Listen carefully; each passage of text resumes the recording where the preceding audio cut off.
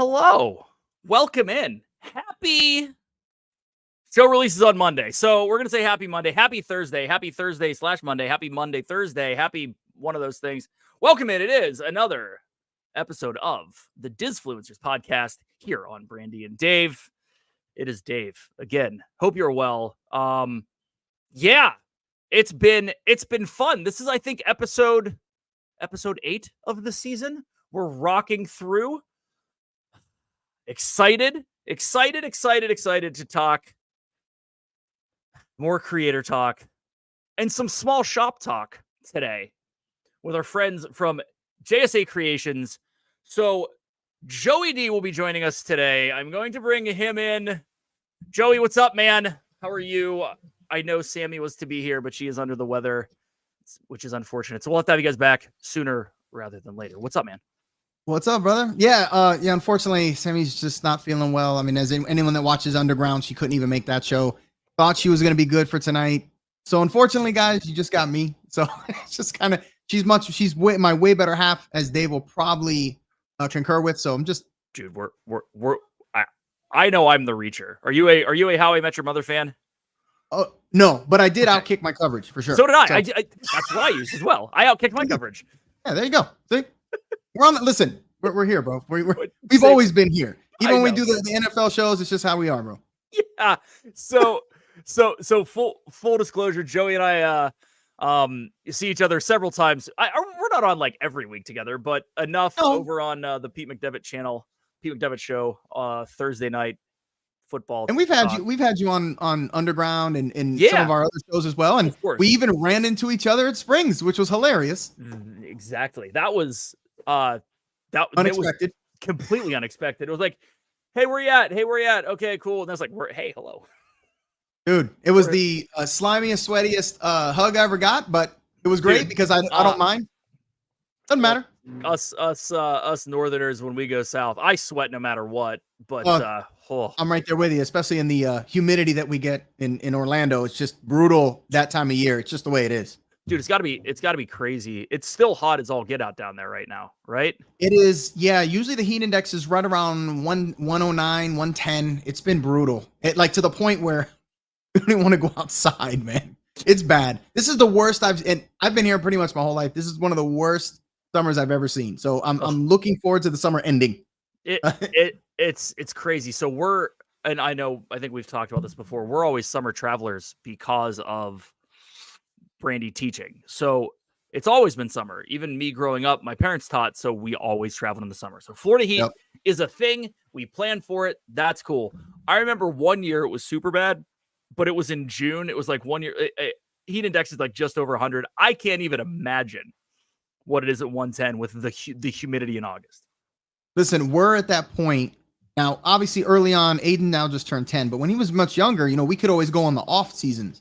Well, There's not even really an off season anymore, but when there was, now we got to do just like you guys. Everyone else, we got to go when it's summertime. Now, unfortunately, we go throughout the year, obviously, because we're pretty close. But however, the summertime is the one where we go. Usually we'll go like a week long and we're there the whole time. But it's the only time where we'll only spend a quarter, half a day at a park. And the rest of the time we're at the resort in a pool, man. It's unbearable. Like, like at one point, I think we were at Magic Kingdom.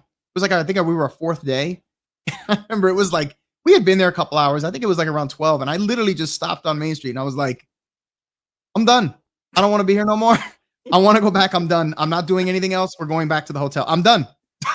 And it's one of those things that for frequent visitors like us, even, we go once a year. You guys go more often than that because you're relatively local. We have the capacity to say, you know what? If I don't get to go on whatever this trip, cool, we'll be back next year. I can't even fathom the thought process of people that are there right now, 2 weeks before they have to go back to school. The one time they go every 4 years, and it is just so doggone hot that you can't. You have to mow through, but I can't. You got to suck it up. And I agree with you. And we're fortunate that we can where I'm like, I don't really care what we did today. So Right. if we do like Haunted Mansion's broken down, yeah, I don't care because we'll just be back tomorrow or we'll be back in a couple weeks. I don't care. But yeah, the family that comes like once every 4 years, and I've talked about this, and I know we're getting You're not that fine. We're good. I've talked about this when I feel bad, especially when you get some of these new rides. You got virtual queues. You're talking about Tron. The time you got the Guardians, the Cosmic Rewind, etc. And you run into people, they families that don't know anything about the virtual queue. They learn about it the day of, or Right. when they first get there and realize they don't get it. So now you're going every 4 years, and really you're missing out on some of this stuff, and you're not going to get to do it for another 4 years or whatever. I don't, Right. I feel bad for those because It's funny. I was having this conversation today at lunch. Was at a customer's, and we took the guys out to lunch. We were talking, and this came up. Vacation came up, and we were talking about Disney, and they both have younger kids, and they were both talking about eventually going. And I'm like, listen, I know everyone says this to you, but you better freaking call me, because here's the deal. And whatever, it doesn't have to be me, but it's do the damn research at this point, because the worst thing that hurts my heart more than anything, when someone spends $6,000 or $7,000 thinking that they are going to be able to go to Disney and not plan and not think about stuff, and then they get 100%. there and they are miserable. It 100%. is just, it hurts, man. It hurts. And I think eventually that's going to catch up with Disney. Yeah, and it's sad because you're right. You're spending a ton of money, obviously, and you're waiting in a massive gap. At least it is a massive to me, because 4 or 5 years, 6 years, whatever it is. Yeah. Every time you come, especially now, there's a bunch of new stuff, and you're going there with the expectation you're going to go on this stuff. I mean, that's kind of, oh, look, they just opened up a new Tron. Oh, Cosmic Rewind just opened. We're going to go on that. In reality, unless you do your research, and you're right, if you're spending that kind of money and you're not, that's kind of on you. At least get a travel agent, something. At least do some kind of research on that, because if you're not, it is on you, and you're going to miss out on that stuff. And you're going to be like, well, I guess we'll see it another 5 years. Yeah. And by then it'll just be a standard queue. But it's just, I agree with you. You got to do your research, and we go all the time, and we research the heck out of everything. Yeah. And we still do. Yeah. Same thing. I mean, we do it because it's fun. I mean, don't get me wrong. In between trips, we super enjoy the fact that as a family, we can talk about this stuff, and it can be like, hey, did you see this open? Hey, did you see this happen? Blah, blah, blah, blah, blah. Cool. They announced X. Neat. But I always compare it to this. And you get pushback from some people where it's like, well, I don't want to do research for a vacation. It's a vacation. All right. Well, if you're spending $6,000 on a deck, you're going to do your research, right? If you're spending that type of money on an ATV, on any other toy, you don't even have to make it a real thing. You're going to buy what you want after you've done the research. And it's no different here. You're right. It's the same thing. And it's funny because anything, and I look at it now, TVs, cameras, ATVs, RC cars. I watch a bazillion YouTube videos. I read a bunch of articles, and then, you whittle it down to where you get to where you want. So you're right. What's the difference? There's no difference. You're still spending money. Yeah. And it's just, it's not a physical product. Well, it kind of is, but it's not. It's an experience. Right. And obviously you can make that experience as good or not as you want. I will tell you though, we just started recently, and we've done these a million times, and we still plan the heck out of them. Especially Sammy doing most of the planning with this stuff and coordinating. But there's been a couple times where we've actually let a travel agent do it. Let me tell you, it was actually a pretty good experience. I mean, remember, it doesn't cost you anything. Right. And they're constantly watching the prices for you, so we don't have to. So that was kind of nice. So I would recommend you try it sometime. It's actually pretty good. Even if you know what you're doing and you know what you're looking for, you kind of tell them, hey, we want to do this, we already know.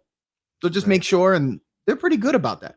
Yeah, no, there's a lot of good travel agents out there, 100%. I mean, again, do your research on that as well. Make sure you find, word of mouth is the best thing for I was going to say, get a reference or something. Somebody's going to know somebody, especially in this thing. And it's funny because for us in the whole Disney community and everyone in the chat, where everybody, we kind of all know, but we're still super into it. And you're right. We still enjoy. As soon as we get back, we're like, all right, so where are we going to stay next? And what days are we going? Like, it's still a big thing, no matter how many times we go. And we go, 6 times a year, somewhere around there, give or take. And then, the one adult trip for food and wine. Right. So, of course. You Got to must do that. Yeah. Aiden just now recently started to wanting to do that, so we have to take him sometimes because he likes to eat around the world. Right. Well, Go figure. Food and Wine's so long now. If you're going back I every 2 months anyways, you're gonna cover it. But yeah, I mean, at some point, it was funny. The last trip we went on, I think I was talking about this on the Villains Club. We found it ironic because we happened to be there just the one little sliver of a week that it was in between festivals, which is very rare because you just you're never there when there's not a festival. Yep. It was boring. I'm sorry. At least food wise, it was boring. And I was like, I never realized how much those carts and stuff are missed when they're not there because we're just used to them always being there. Right. So I was like, man, I'm kind of done. So we're going back. Let's go now. I've seen what I want to see. Let's go. Yeah, because that's called Diet Epcot, by the way. Yeah. Just so you know, it's an official term. I have stickers. I have stickers. There's a dude who coined it on Twitter like years ago. Really? Yeah. It's Diet Epcot, and he has all kinds of logos. Yeah, it's fantastic. I have them around here somewhere. I have to go find them. That's outstanding. It is. So what's crazy because we haven't done many of the festivals at all because until last year, Food and Wine didn't start till September, very end of August. It's crazy how they just keep moving it, and I'm like, dude, at some point, it's just going to be there the whole time because they're like, well, wait a minute, if it does this well and it makes this much money during this time, if we extend it, it'll be that much more money. Wait, we can extend it even further. So, I mean, really, Epcot's basically just one giant festival, and it just moved from one to the other. I love all of them, but it was funny to be there when there wasn't one in just a 5-6 day span. Yeah, and I was like, man, this is kind of disappointing. And it's funny, and it's not because there's nothing wrong with Epcot. I still love it. It's just you get used to all the extra stuff, at least for me. Yeah, so, no, it's the fact that you have so many food choices, right? And exactly.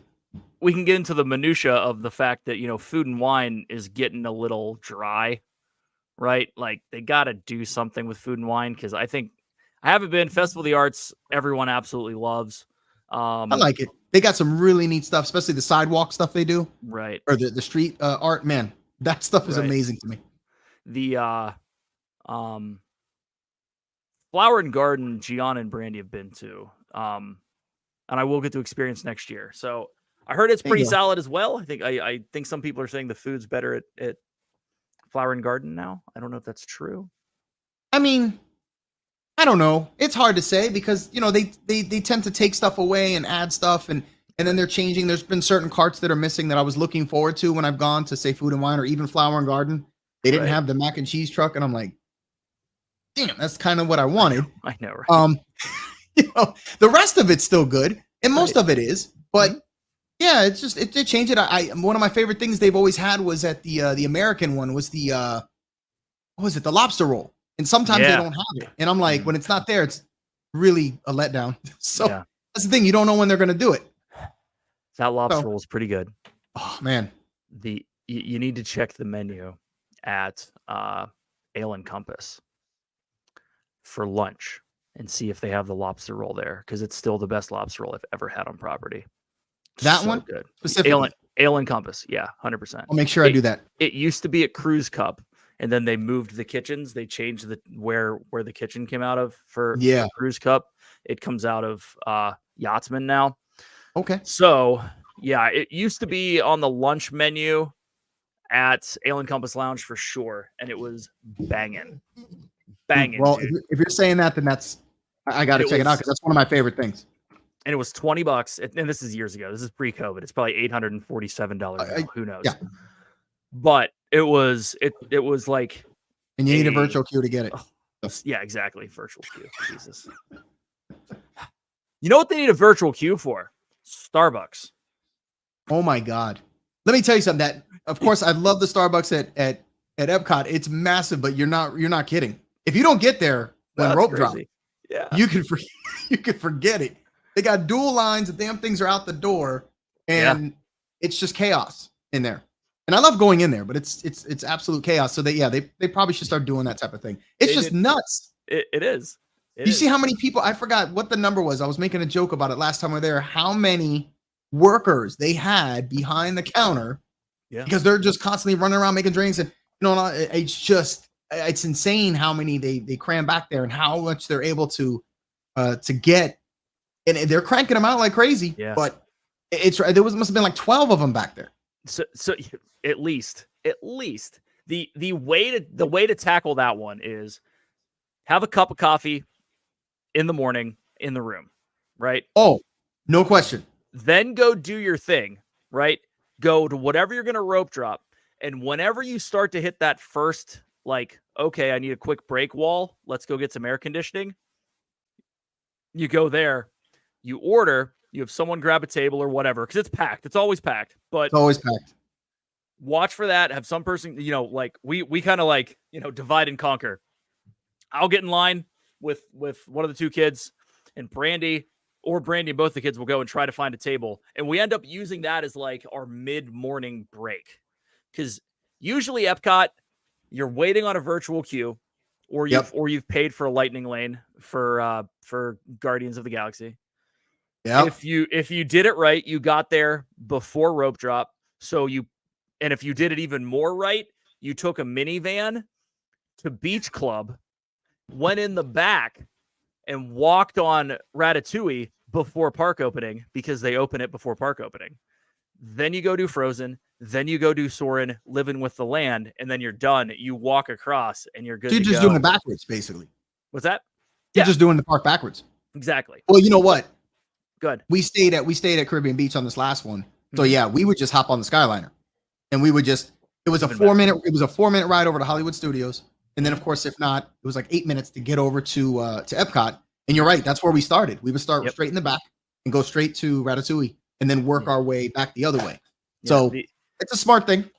The International Gateway is a well-kept secret that people don't realize that they can utilize, even if they're not. It's tough to like Uber there, because they'll ask you at the gate, right? But you can minivan, because they don't even stop them. They just go through. Really?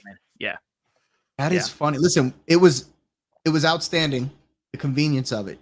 Now, I don't know, it was convenient because you could pretty much hit everything. I don't know if it was as quite convenient of staying at, say, Contemporary, and literally you would just hop on the monorail, but it was damn close, and it was It was nice because we come back to the hotel, go to the pool, get it, go back in the room, take a shower, and be like, well, let's go eat at Sci-Fi. We would get on the Skyliner. 4 minutes later, we literally just walk in the park. We would hit, we would make sure we put our name in at Sci-Fi, because we would get it without a reservation, and then go down to Tower of Terror and head back over. So you could, and then go home and then go back to the hotel. Yeah. So, the Skyliner has really opened things up, and I don't think enough people take advantage of Caribbean Beach. Oh my God. It's so moderate. Good. Yeah. And mainly because you have that, and it's 8 minutes to Epcot, right? Yep. Right? Because that's the middle point. That's that hub. Exactly. Right, and that's the best part. You stand there, you're like, which way do you want to go? And we just pick and you go. And you can, which what we do, you can request preferred room, which is where they'll put you. And I forgot what letter it was. The rooms where we were, you would just walk out, and the station was there. You would just walk across. I mean, it put you right next to it. And then, of course, as Gene here keeps mentioning, Joffrey's for his peach tea, because that's all he likes. He'll go and get 10 of them. There is that Joffrey's stand literally right there in front of the in the station, which is crazy. I'm like, dude, they got one literally out in the middle of it was like just random. Yeah. So that was always nice to hit. So you can actually grab a coffee before you get on. That's what I'm saying. And it was genius move. Genius move. Perfect move. But on top of that, you have access to the Riviera. You can go hang out over there. That food court, or not food court, but the table service, not table service, the quick service there. Sorry, words are hard today. It's okay. The quick service there is pretty darn good. Well, you're gonna laugh about the Riviera since you just mentioned it. Now, the two kids, the Aiden and Brianna, which is Sammy's younger sister, she's 5 years difference from Aiden. They're pretty much like brother sister. Okay. They said, hey, we're gonna walk to the Riviera. We want to go to their pool. So they walk, because you could literally see it. It's right next to it. Yeah. So they walked over there, and me and Sammy were like, we'll go meet you over there. During this time, they actually had the pool locked down and wouldn't let anybody in. And we're like, what the heck's going on? So we found out that I guess one of the kid guests had left a baby Ruth in the pool. Oh, and wow. Oh, they did. And they were like literally quarantining it and emptying the pool and just going crazy. Yeah. So I was like, yeah. So that kind of ruined that part of it. But yes, you're right about that. We ended up going over to I think it was Port Orleans French Quarter, obviously to get beignets, and we took the bus on that one. Right. Which are easy to do. Exactly. Well, and the other thing you don't really think of is, let's say you did have to take the bus somewhere to a non Gene, hang on. Gene, did Caddyshack? Did you ever see the movie Caddyshack? It is true. If you have seen Caddyshack, you'll know what I'm talking about. Well, it wasn't an actual. It was not an actual baby Ruth. Fantastic Caddyshack reference, by the way. Thank you. Thank you. I pride myself on the movie references, even from way back. And you're at an age where you'll know. So yeah, same. Yeah. The best thing right now is whenever you quote a movie from the early 2000s and people that are younger than you were like, they're like, what is? And they're like, what is that? Huh? You're like, you don't know. Just making sure. So, now that you're sure, you're gonna go back and stay there. Yeah, right. Yeah, that was pretty funny. But you can, if you want to go to another resort, you're also significantly cutting your time out, because you can go hop on the Skyliner to studios, literally walk out, and all the buses are right there. So I know, it's outstanding. It's 10 minutes, right? Anybody that doesn't take advantage of that, anyone listening that hasn't, I highly recommend it. You don't realize how convenient it is. Even if you can easily just hop in your car and drive 5 minutes to wherever, right. It's just convenient, man. Yeah, super convenient. Yep. Well, I don't know about you, but when I go, and we're staying on property, I like to be in the bubble and take advantage of much of the bubble as much of the bubble as possible. Which means don't drive. 100%. Yeah, 100%. I'm right there with you. Yeah. And I will say this though: this last trip, during the day, you know how sometimes they got to stop it to get people on with the wheelchair. We talked about the heat earlier, so I don't have to tell you. When it stopped, I was like, "Holy cow! They need to hurry up and get this."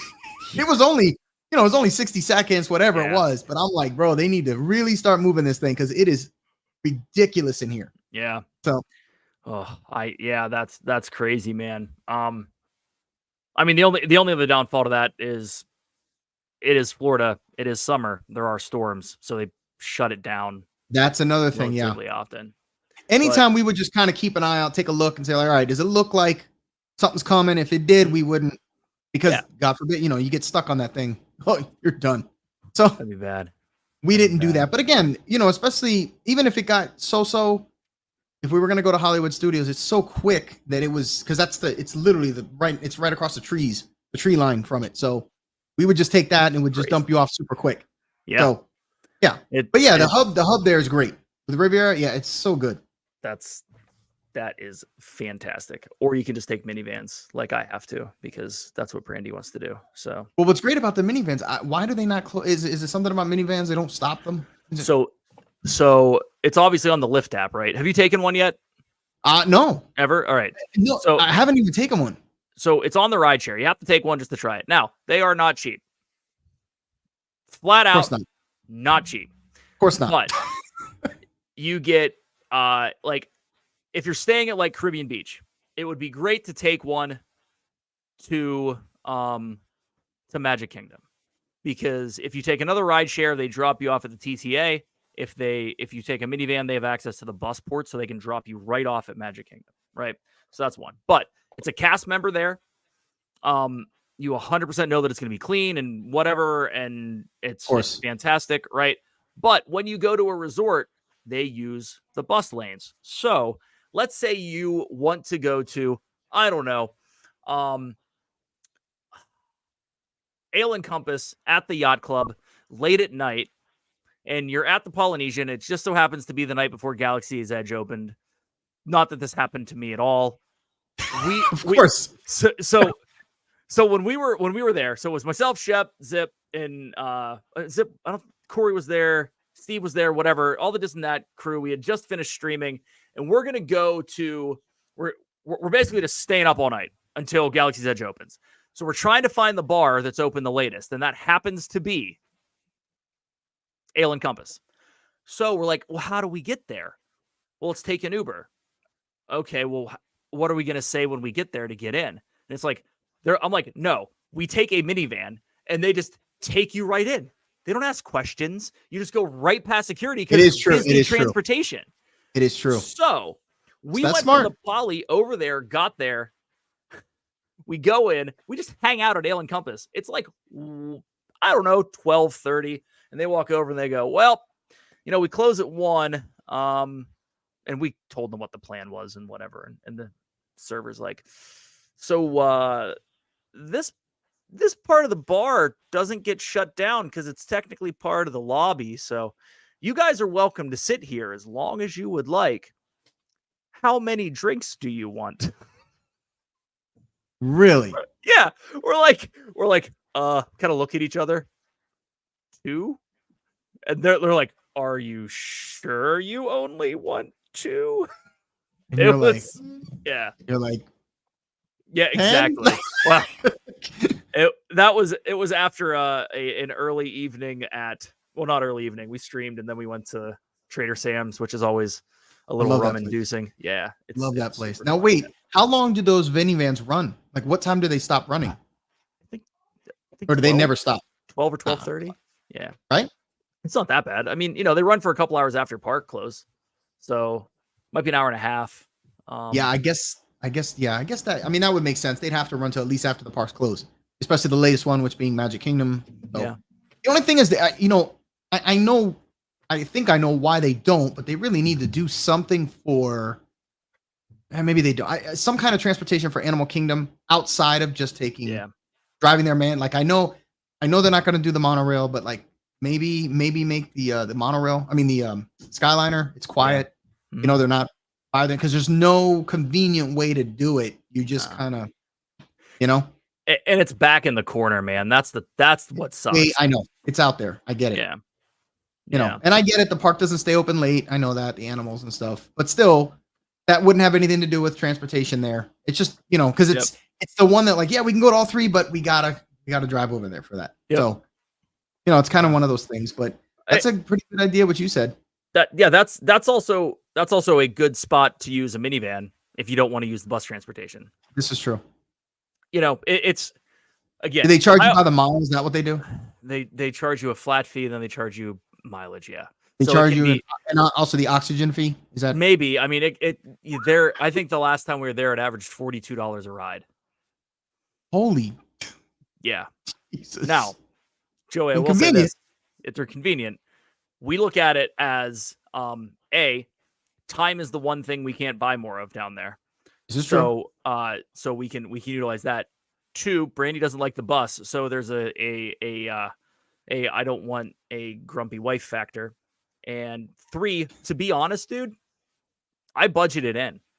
I will figure out if you do that, yeah, it makes sense. I will figure out where I can save money elsewhere. So like we will rent points from friends that have DVC points that they don't want to use that year.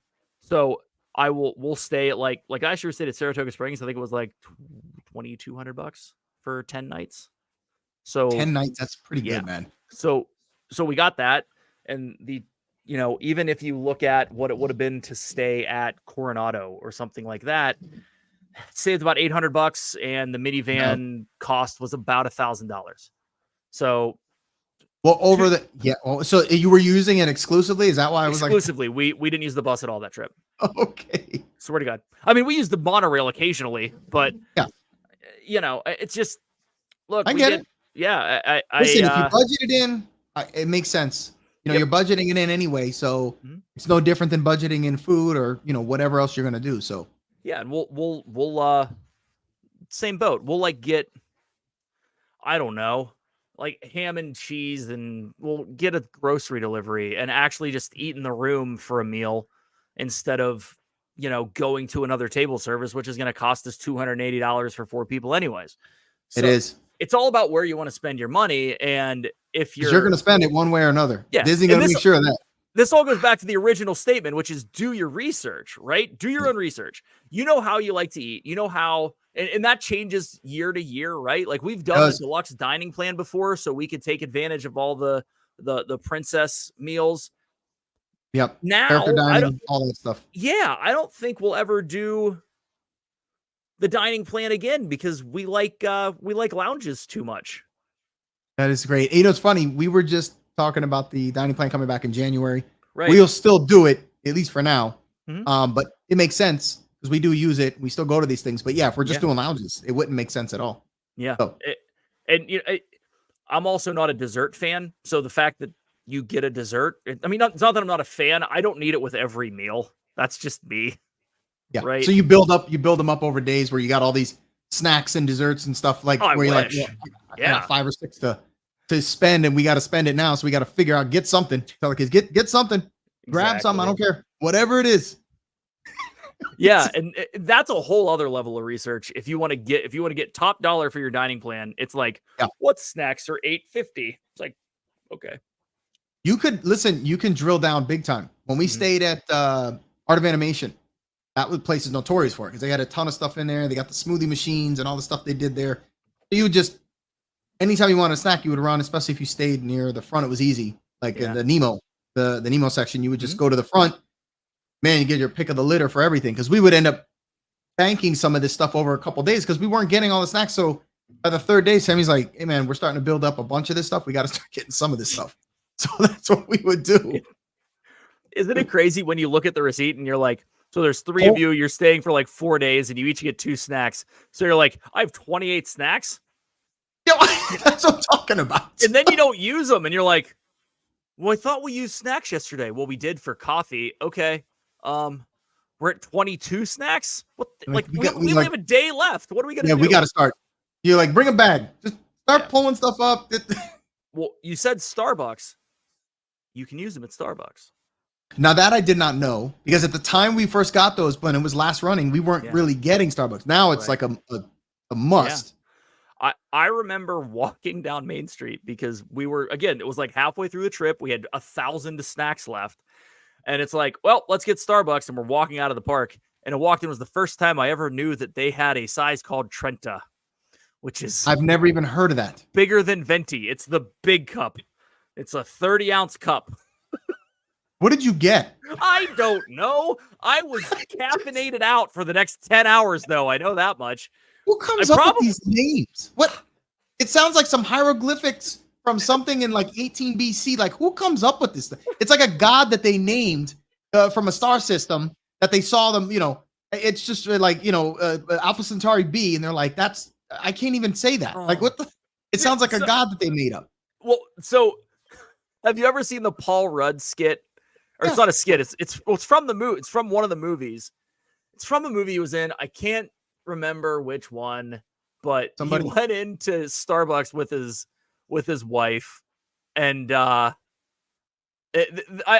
can't do it justice, but it was like, I'll have a medium. You mean a tall? No, I'll have a medium. Well, that's what we call a tall. And he's like,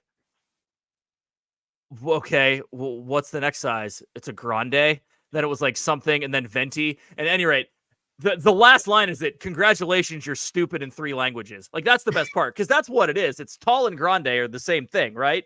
They're both. And when I hear it, grande to me sounds big. It's got to be the biggest one, but it's the middle grande, one. But it's not. So it makes no sense. Like, who came up with this stuff? Look, the lemonades are good to get in Trenta. Exactly. Honestly, any drink that you like that is good, it would be pretty awesome to get in the Trenta size. Oh, I'm telling you. And I never even heard of it until you mentioned it now, and that's pretty funny. Yeah. But we went in, and it was like any drink you could get counted. So it's like, well, I'm not getting a venti. I'm getting a Trenta just because I can. I'm walking around like this. It's like double fisting with one thing. It's the size of a freaking Stanley Cup now. It's like going into the 7-Eleven where it's either the massively large big gulp or the obscenely large big gulp. There's no in between, and you still walk out with it's like a coffee can. And I'm like, what? Yeah. Who would drink this thing, man? You drink like this much out of it because it's still like 30 ounces. Yeah. And you're like, you just throw it away. There's no way you're going to finish that, man. You do that with they take the big gulps and they put the Slurpee in it. It's just ridiculous. Oh God, it's insane. It's insane. It does. It looks like you're carrying around a half gallon of ice cream. Yeah. Drink. Yeah. God. But to your point with the snacks, yeah, it is pretty funny. You get to the last day, you've banked a whole bunch because you're just not using them every day. Right. And you're like, well, we got to figure something out. So pick what you like. Start taking stuff. I don't know. You know, but yeah, it was always good to look at the bill after you get on some of these places, and I'm like, holy cow, this thing would have been expensive. Yeah. Really, you're paying for it anyway, but still, it makes you feel better. It's almost like the parking resort fee that they finally took away. Yeah, thank God. I used to get mad at that. I'm like, couldn't they just put that in the price of the hotel and don't tell me that it's for that? Don't tell me it's for the damn parking fee. We were talking about Dave rants. Oh yeah, don't get me started on that. See a JD rant. Well, this is the first. That was one of the first original Dave rants. Is I like going to Disney because they don't nickel and dime me. That's my favorite thing about Disney. And now all they do is nickel and freaking dime you, and it pisses me off because they're better than that. They're better than that. They're supposed to be. Were the standard. They weren't. Oh, everyone else can pull it off, so we're going to do it too. They're regressing to the mean, and that's why people are upset with what's going on. Agreed. Let's just say it. They're not universal. They're not islands, and they don't run it like that because when you go there, that's kind of what they do, paying for lockers. And I could go on and on with all the stuff that they do, but yeah, I don't like the nickel and diming, especially right now. My biggest thing right now is the damn lightning lane pass. Oh yeah. First of all, when they first launched it, price wasn't that bad. And it really, to me, was only worth it at Magic Kingdom because you have enough rides where it's worth it. The other parks you could, but Magic Kingdom, you really needed it. Yep. Now then they said, well, it's going to start fluctuating on days by price, and it's gotten astronomical to the point where, like to your point, you have this family of 4, and it's like $28 a person. It's just ridiculous, man. It's insane. It's an extra $100. And then it's stupid. I would rather them have split the difference and made, if the ticket's $118 and you add a $20 lightning lane on it, just make it $126. I don't care. Yeah. Call it fast pass, call it free. I don't care what you. It's included. I'm at least lie to me. Included. Nothing, lie to me. Nothing was ever free. It's included, but I'm paying you for it to be included. Frustrating. I'm right there with you. And I'm like, just lie to me. Just lie to me a little bit. That's all you got to do.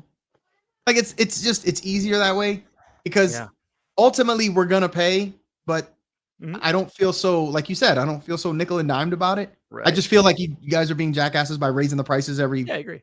2 months, but at least it's that. And you say it's included. Like, well, it's more expensive, but at least all this is included when really it's just masking how they're paying for it. And they're really pushing the model. If you take a step back and really think about it, the model that they're looking at is what all of us do every month anyways, when we pay for Disney Plus and Netflix and whatever, where it's, we're paying $15 a month for something that we might use that month. We might not use that month, but we're using it anyways. Right. So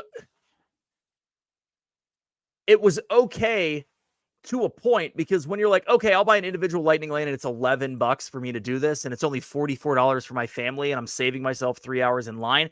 At that moment, I don't care because I will do it.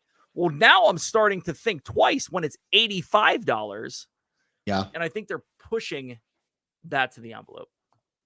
Yeah, and it's funny that you mentioned Disney Plus. You're right. It's almost like you're like, oh, it's only $15 a month, but then you're paying 15 here, 13 here, 15 here, 18 here. And the next thing you know, it kind of compounds. And remember, for them, they're like, well, we got residual income coming in every month. Yep. And you feel like, oh, I don't take such a hit, but over the course of, long term, whether it's 12 months or, whatever it is, it's, and you're right. There's times when new series come out, we're watching the hell out of it. Mandalorian season comes out, Boba Fett season comes out, or even Ahsoka that's coming out now or whatever. Yeah. And then after that, you get a dry spell. Mm-hmm. And you're like, well, using it at that point. Maybe you jump over to Netflix on something on those, or Discovery Plus, which I love. I'm Ghost Adventures junkie. Right. For whatever it is, but they're all the same. And it's like, it's weird because you're trying to cord cut, but you're just, paying for all these other Oh, things yeah. that cost. It's ridiculous. Your cable bill went from $280 down to $140 because you have to have the best internet. Yeah. At least I do. No, the streaming and stuff that we do, I course pay for it, right? And then it's like, well, I'm one of these people that don't pay for cable. And then you look and you're like, well, shit. I have Netflix, Disney Plus, Paramount Plus, Max, Amazon Prime. Amazon Prime's the only one that actually pays you back if you order enough stuff on Amazon. Yeah. What's Amazon? The only one. Yeah. I mean, it's Amazon. And Apple Plus. And Yes. all of them are $15. And I have all of them. Yeah. I'm right there with you. I have every single one of them. Now, what's funny is if you sign up for something, I forgot what the heck we signed up for the other day.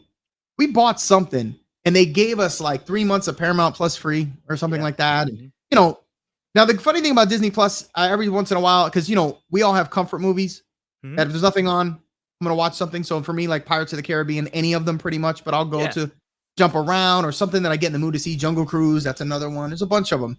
Yep. I'll jump on for that stuff. Like we just bought, because we didn't get to see it in the theater, but we had just gotten Across the Spider-Verse.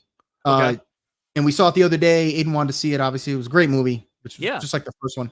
So we ended up just buying it because got it digitally, whatever. Yeah, why not? We have a massive collection of Blu-rays that we seldomly use anymore, even though they're outstanding, but everything now is streaming. So you just kind of never, I don't feel, I'm lazy. I don't feel like digging out a movie and putting it. I just feel like finding it and watching it. Right. My favorite part of all this is whenever you doom scroll through Netflix trying to find something and then you like spend 25 minutes trying to find a movie and then you finally just say F it and you watch the same show that you watch 1,000 times. Yeah. I heard on that. There's times I'm going through and I'm just like, Sam's like, can you just find something? And I'm like, there's nothing to watch, even though there's a bazillion things to watch. There's nothing to watch. Yeah. So I'm going back to Ghost Adventures. I'll watch a rerun. It's the is it rats that if they have too many choices they won't make a choice at all? Is that what I think? I know that there's some study. I forget who it was. It might have been. That's the thing is you got too many. I start jumping around to Apple Plus and you jump over to Discovery and then you jump over to Disney Plus and jump over to Netflix. We're all over the place. Pluto TV. I have not tried that. That's what Snoota was talking about. I have not tried that one. So I don't know. Who do you have? Do you have Hulu? I don't even have Hulu. We have Hulu. Yeah. Is there anything? What's good on Hulu? Love Ghost Adventures. I watch. Like what's their thing? I watch How I Met Your Mother on there, but like, there are a couple that are out right now that I can't think of at the moment, but I forget. I don't know. I probably have Hulu just for that one thing, and I have no clue. Right now, I'm like really high on Apple TV. I haven't watched. What's up? No, go ahead. Tell me about Apple TV, and then I'll ask if this is a show I just saw on there that I really liked. So I haven't. I got it for Ted Lasso, and I've watched half an episode. I was infatuated with Ted Lasso. What's funny is I only started watching it when they had just put out season 3. Right. And I'm like, let me see what this is about. I watched the very first episode and then binged that thing for like a week. Yeah. Blew through everything. And I'm like, why is it over? I love that show. And that's what I'm afraid of, right? Like, I don't want to. I'm actually starting to save a few of these things for after my surgery so that I can probably when I'm laying down. But did you watch Silo? I haven't seen Silo. Watch it. Best 10 episodes of TV I've seen in a long time. Okay. So good. Post-apocalyptic. I'll check it out. And that's on Apple. It's on Apple. And then I started Isaac Asimov's Foundation, which is pretty good so far. What's funny is I saw Hijack, which is H-Jack. I think that's what they're calling it. Oh yeah. With Idris Elba. Yeah. So I watched that, got hooked right away, and they considered a season. Mm-hmm. I don't know why, but I guess it was a season. It was like 7 episodes, 8 episodes. Right. Binge watched it over like 2 days. Watched the whole thing and was done. That was outstanding. I loved it. Yeah, I watched the first 15 minutes of it. It's again on the list of things I need to watch in a couple weeks. So I'm kind of saving that one, saving that You said you got Paramount Plus for free. Make sure you watch all of Navy or all of SEAL Team. SEAL Team, I'll watch that. Yeah, it's super good. For sure. So damn good. Yeah. Dude, that's awesome. What is it? Now the channels have their own streaming like AMC Plus. Yeah, they all do. It's that's why I said I got hooked on Discovery Plus. I like all the National Geographic, which is on Disney Plus, but them, Discovery's got a ton of that stuff. I really love Expedition Unknown. That's like with the host Josh Gates. Aren't these all on Max now? I don't know. I think they could. I have Max too, and I have no idea. But I watch them all. I watch all the seasons on Discovery. It's funny. So Expedition Unknown, and then they have what's called Expedition X. So Expedition Unknown is kind of where they go out looking for archaeology and all this kind of hidden lost cities and all that stuff. Yes, Josh Gates is absolutely awesome. Yes. And then they did Expedition X's, which is more of the Bigfoot, UFOs, like that type of side of things, paranormal, that type. And I love that stuff. So, now seen every episode of every season. Oh, and what was it? What is it on? Which one is the Guy Fieri's thing on? The Diners, Drive-Ins, and Dives. Yeah, it's on Max. I've watched it twice now. The entire series, 34 seasons. Dude, it's insane, but I love watching. And then it seems silly, but I love watching it. I don't know what it is. They have gone to about 78,000 barbecue places, a boatload of Mexican joints, and then like 2 pubs, and that's it. Like, I think that's it's like on this episode of Diners, Drive-Ins, and Dives, there's barbecue, some weird bar that we went to, and usually Mexican, sometimes Cuban. There's a Cuban place in they're all over. I want to go to now. Yeah, they go to Hawaii, LA. I mean, they're all over the place. Yep. What's funny is he that red the Camaro that he drives. Yeah. They trailer it everywhere, and then they pull it off. And then he drives it to wherever they're going to go, and then they trailer it back. So I remember that one episode where he basically had them build a second one, right? Because he likes driving it so much that he wants to drive it when he's not on the show. Yeah. But of course, he got the money for that. But of course, which is funny as heck. He did, and then for the longest when we were going through the pandemic, he was doing stuff at his house, and he was having like chefs over. And, I mean, he's insane with that stuff. He's got, I think he owns like 50-something restaurants and all kinds. It's just crazy. All over. Well, he's got Chicken Guy in Orlando. Love Chicken Guy. Yeah, it's so good, man. It's actually. Did you ever see the reality show he did with that? No. There's a reality show that they did with Chicken Guy, and they filmed it at the one in Orlando at Springs. So what they did was they basically brought in, I don't know how many it was like 6 or 7 of them that were like the chefs. And basically it was a reality show to eliminate people, get him down to one where he gave the keys to a chicken guy to somebody. I think it was in the Philadelphia one. They just were getting ready to open. It was a good series. It was like 6-7 episodes. I watched them all. That was pretty good. This is when I was, when I had, when did I watch all that? I think that's when I had COVID. Last year, the one time I got it, and I was just in bed binge watching like everything because I couldn't get out of bed. Right. So, trust me, I don't have time to watch all this stuff. Right. This is the only time when I broke my hand and when I had COVID. This is when I go through all this stuff. Right. Well, the Guy Fieri thing. So we usually throw something on TV before we go to bed, and it's usually either Big Bang Theory, Friends, How I Met Your Mother. Like that's pretty much it. See, so you guys are like that's what we. Yeah. So, Diners, Drive-Ins, and Dives came up. It was perfect because it didn't get too loud, didn't get too soft. It was pretty bass, right? Like everything was good. So we just went Diners, Drive-Ins, and Dives and fall asleep. And I wake up and it'd be the middle of season 2. Then I'd fall back asleep and wake up and it'd be the middle of season 3. like you're seeing little spots of each season. Exactly. You got to go back. Dude, there's like 40 episodes, 40 seasons, some ridiculous number of seasons. Yeah. It's insane. It's insane. And then he does he's got a whole bunch of other shows. He's got that one with the groceries where the people run and grocery games. He's got I don't know. I don't watch that one that much. It's just I was a huge Food Network fan when he won Food Network Star. I have been a Guy Fieri fan since that show. Or sorry, Fieri. Yeah. I don't understand the fact that people give him any flack. The only thing this guy has done is become the biggest marketing machine for random dive bars across the country. Like, along with everything else that he's done. Yeah. But he has given, like, have you seen the ones where he goes back? Dude, he blows these places up. Yeah. And they're like, we had to expand because of Yeah. you. Yeah. Because everyone No, came he's built an empire, is what he's Yeah. done. He really has. With the And Food kudos Network. to him. Oh, no, absolutely. I don't know why people give him flack. I like him. I don't either. He's on the list of people I'd like to meet and like have a beer with because I think he'd be really cool to He's hang a out smart, he's a smart guy. with. Smart dude. What's funny is I see whenever they bring his son with him, his son just doesn't look interested. I know he's there. Well, he's nowhere near as good as he is. So he just turned 21 like this week. yeah. His son did because there was a post on the Instagrams. Oh. So let me see. And, hang on. You mentioned Josh Gates. Did you see his first series, Destination Truth? No. And so maybe he put it all together. I haven't seen it. I'll check it out. I like Josh Gates a lot. So nice. Sorry, she was asking. I guess Destination Truth yeah. was the original Expedition Unknown or Expedition X.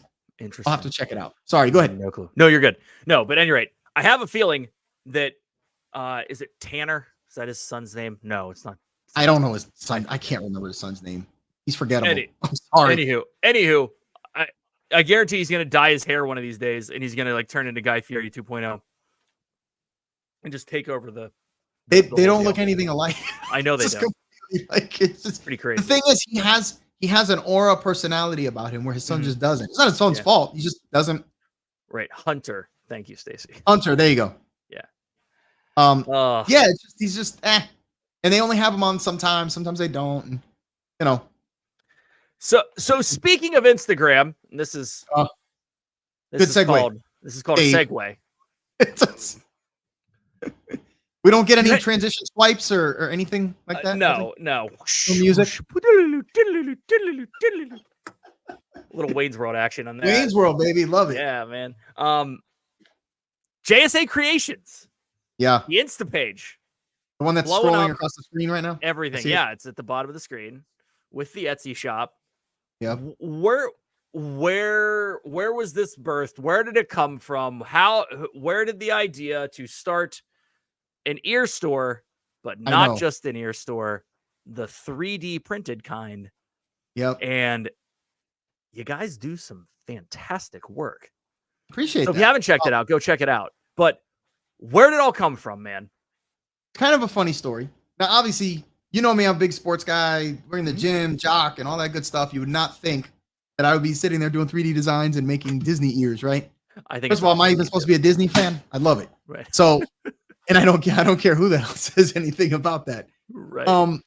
Funny story. So, we would go on trips just like everybody else. And when you're getting ready for trips, you're buying merchandise, you're buying shirts, everybody's matching shirts and all that stuff. Aiden was still young at the time. This was like 5 years ago. And Sammy would order ears just like everybody else does. She goes on Etsy, she finds ears, but they weren't usually 3D printed. She did find a girl that had she was local, but she was an Etsy shop, and she would get the fabric ones. And she did a really good job. So Sammy would get these things, but the problem is she was doing those fabrics. She was not fast at it. So you had to order like a month, 2 months in advance. Otherwise you weren't going to get them in time. Right. So after a few trips of that, we were getting ready to go on a trip. She ordered 2 months in advance. And first month went by. Next thing you know, we're down to 3 weeks, 2 weeks, 1 week. And we realized, yeah, these things are probably not going to get here on time. And the girl's like, oh, I'm sorry. I'm in the middle of moving California and I won't get them. Right. Long story short, she didn't get them done. 3 days before we left, I'm like, I was already doing projects and doing all kinds of tinkering and stuff with 3D print. I had one 3D printer and it was just for me to tinker with. And I got pretty good at it. I had been doing it for about a year. And I was like, let me just see if I can reverse engineer, because I didn't know how to 3D model or anything at that time. I was just downloading stuff and that was it. I was like, let me reverse engineer this thing and see if I can figure it out. Locked myself in a room for like 2 days, stitched together this Frankenstein thing, and it was horrendous, but it worked to a point. We glued it together. It was like 5 pounds of glue. They were terrible, but they were ears and they worked and but they were like 5 pounds. She puts them on. We took them and people were like, oh, where'd you get those? And I'm like, oh, we made them. They were. I was like, I don't want anyone to ask because they're terrible. Don't tell anyone. I don't know what the hell I was doing, but it worked. Right. So people were asking us, oh, do you guys have an Instagram? I'm like, no. You guys have an Etsy store? No, I don't have any of this stuff. So I think after like 2 days of this, and it kept happening, and I'm like, why do people? Because I'm thinking back now, when I go back and look at that design, why the hell were people even asking me about this? These are terrible. But I guess it was newer back then. Yeah. And people just never seen that much. So I said, well, why don't we try and open up an Etsy store? But I was scared shitless because I'm like, we're going to open a store and I have no idea how to design anything.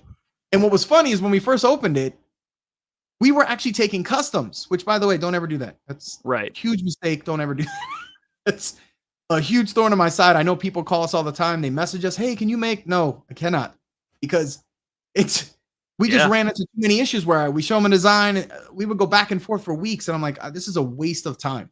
Yep. So regardless, so that's basically how it was conceptualized and how it started. Then we came up with the name JSA, which is Joey, Samantha, Aiden, which was how we did it.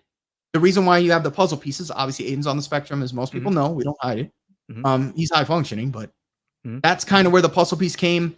We were also, I started a fundraiser at my job for raising money for autism research way back. You're talking way back.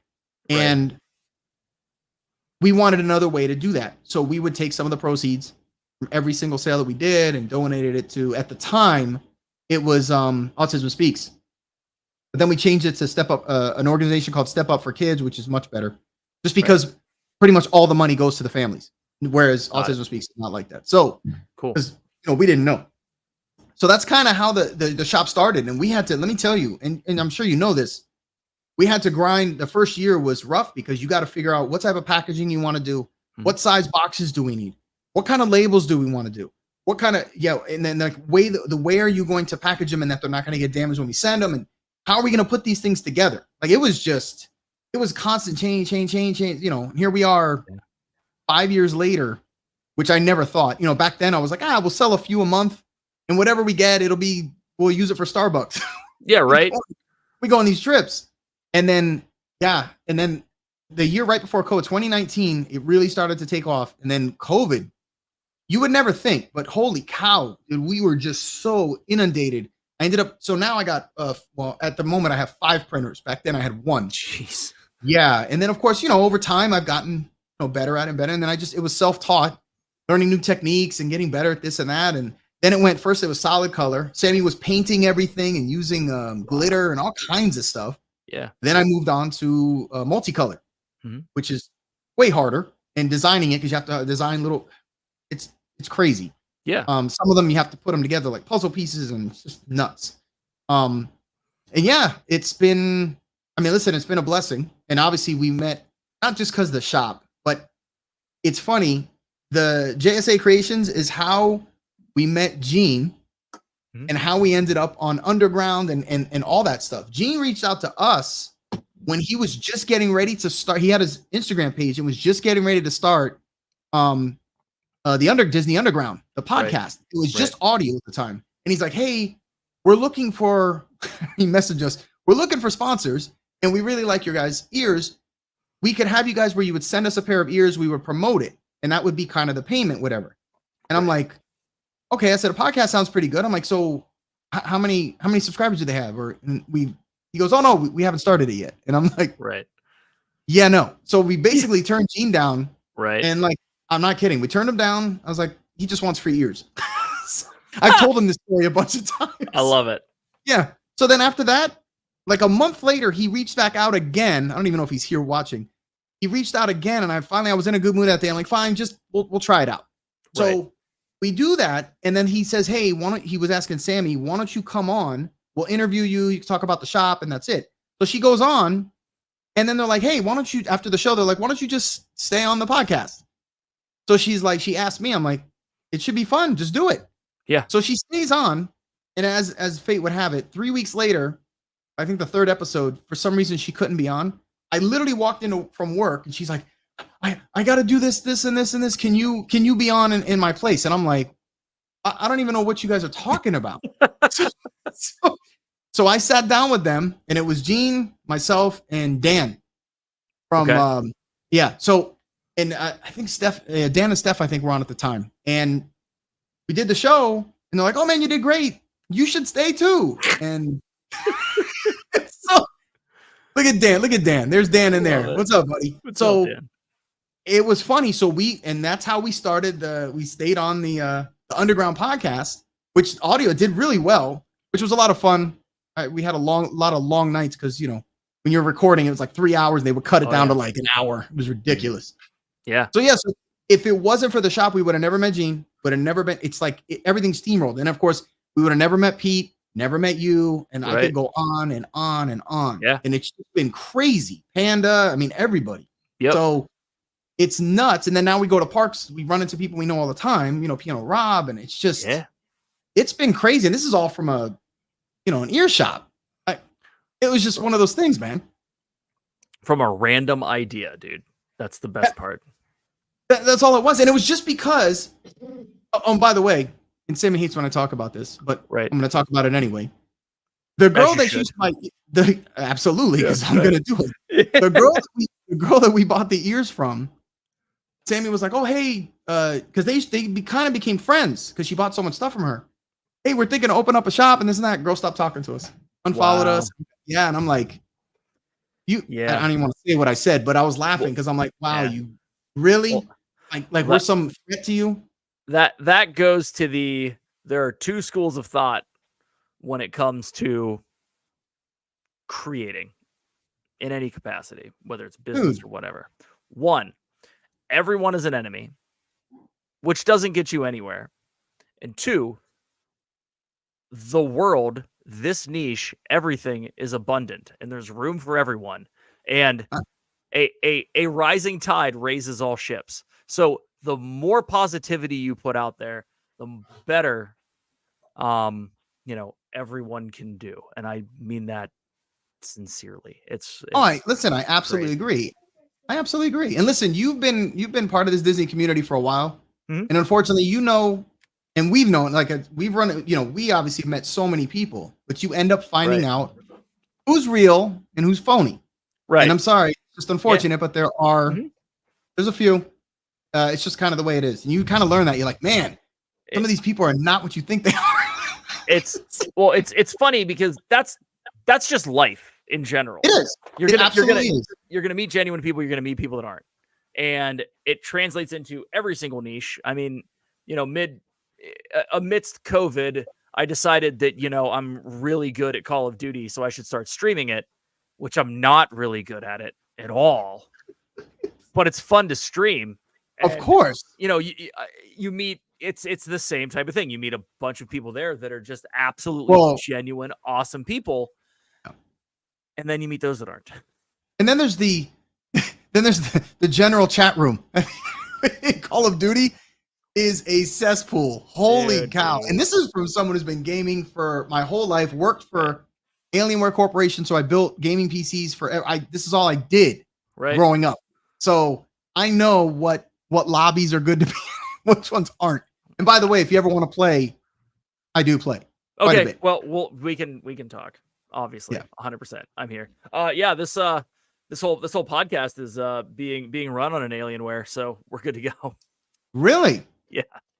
Dude, I worked for them for 10 years. Did you long before they sold to Dell, when it was just when I got there was 15 employees. I was brought in on the ground floor. I started when we were just a warehouse and then grew to like 400 employees before I left.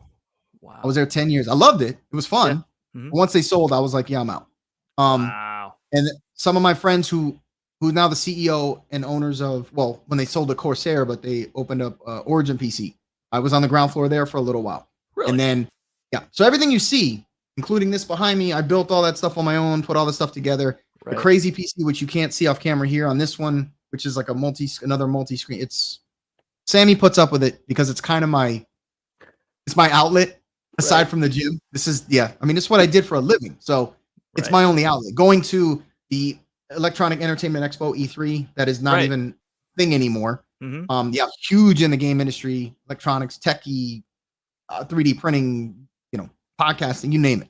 Right. So, you can tell because of the absolutely ridiculous professional setup that you have behind you from a visual standpoint. Plus the camera, you can tell is definitely Well, listen, not all of us can be at the Poly every day. I hear you. Exactly. I would love to be there. They let me hang out here. So I'm just saying. No, I know, man. It's funny. And this thing here, I'm big into sim racing, that's why I have a triple screen. I have VR and all that stuff, but that's where I do a lot of my my 3D design on, because the multiple screens, my workflow, I've just kind of got hooked that way. I don't like working on single screens anymore because of that, because it's so much stuff going on. But yeah, I can't handle it. Yeah, I'm knee deep in this stuff, man. It's terrible, almost. I got 1, 2, 3 plus an iMac. So there you go, man. I love it. Sammy's, I try to spruce up Sammy's, man. I got her camera, microphone, lights, all kinds of stuff to kind of, because she would do it in the basement. She doesn't care. Right. like presentation. It's like that's crazy. So do you think that like that background is why you started tinkering 3D wise? Like, is that where it all came from with the 3D printers? What's funny is the 3D, I forgot why I even got into 3D printing when I first did it. It's funny because you can kind of make, well, you know what it was? We started making little, like little fidget toys for Aiden. Right. Because, it was just easier to do that way with the fidget spinners. I would just get the skateboarding bearings and put them in. I would make all that stuff. So I make little small things. I worked on a project. I built him a retro, it's a single bar top retro arcade cabinet that I got like 8,000 games in it, every system ever made. He loves Sonic, and he goes to crazy on it. It was crazy. And so I made this whole thing, painted, and then that's when I started building him his costumes. Mm-hmm. So the Sith Trooper didn't even exist. They showed it flashes of it in the movie, The Last Jedi, and you couldn't even buy one. So I literally made him one. And that's when we went to Galaxy's Edge, and I put that video up a couple times where the stormtroopers went ape crap for him. Right. Basically had them march with them all the way through the Galaxy's Edge. And I mean, it was just the experiences that happened, like that type of stuff. And then it just got me more and more into this stuff. And then I started learning that I could make, little bearings and stuff, or plastic bearings for a broken toilet seat. Like, just, I don't have to go to the store. I just make one. So so then, and the better you get, you can start actually making stuff that's actually functional and not just, making Optimus Prime or, whatever the heck you want to make. Right. Including, making parts for RC cars and, all that stuff. So yeah, it's a rabbit hole. It's almost like if you ever go on with one of the main sites I used to go on was Thingiverse, which I still do. People put stuff up there all the time. You'll go into a rabbit hole almost like you would on YouTube. If you start looking at something and you start seeing somebody put up a project that you could make in 3D printing, and then you'll see another suggested, and then you'll see another, and the next thing you know, you're downloading all this stuff and you don't even have a machine. And you're like, what am I going to do with this stuff? So it's like, it's pretty funny, but it's one of those things. They're pretty invaluable. You can pretty much do just about anything with them. I mean, I built all those spools that hold my filament for the machines. Yeah. We have filament everywhere. So I actually printed brackets and took electrical conduit that electricians would use, literally cut it in pieces, and I made shelving all over the walls that hold all my filament everywhere. That's so because you can't buy this stuff and it won't fit the filament like I need it to in specific sizes. So I just made it myself. So it's just one of those things. Yeah. Yeah. It's crazy. Man. So, but the shop's been to me, it's been successful. We're not as big as, Aloha Ear. Well, they're not Aloha anymore. I think they're Factory 55, but some of these mega size shops, but I'm not trying to be that. That's not, I'm not doing this for a living. It's just a side, it's a side job that kind of, and by the way, during the pandemic, Sammy at her job at the time was furloughed. Right. And like half her salary. And believe it or not, the shop was doing well enough where it literally covered that for the whole pandemic. So if it wasn't for the shop, we would have really been struggling. But it didn't hit us because of that. So there's all kinds of things that happened over the years, especially when it comes to the shop, that it's been a blessing. I mean, it's been a lot of work. I come home from work and I'm putting ears together and I'm making sure prints are running, and I wake up in the morning, prints are done. It's like constant. There was times where I was setting alarms, getting up at 3 a.m. because we were so backed up on orders that I would have to continue print. Yeah. It's running 24/7. So it's crazy. They're quiet right now because they're not running, but normally they're pretty much running 24/7. Sammy can attest. Yeah. Her room is covered in this stuff. That's awesome. Yeah, That's man. fantastic. So what are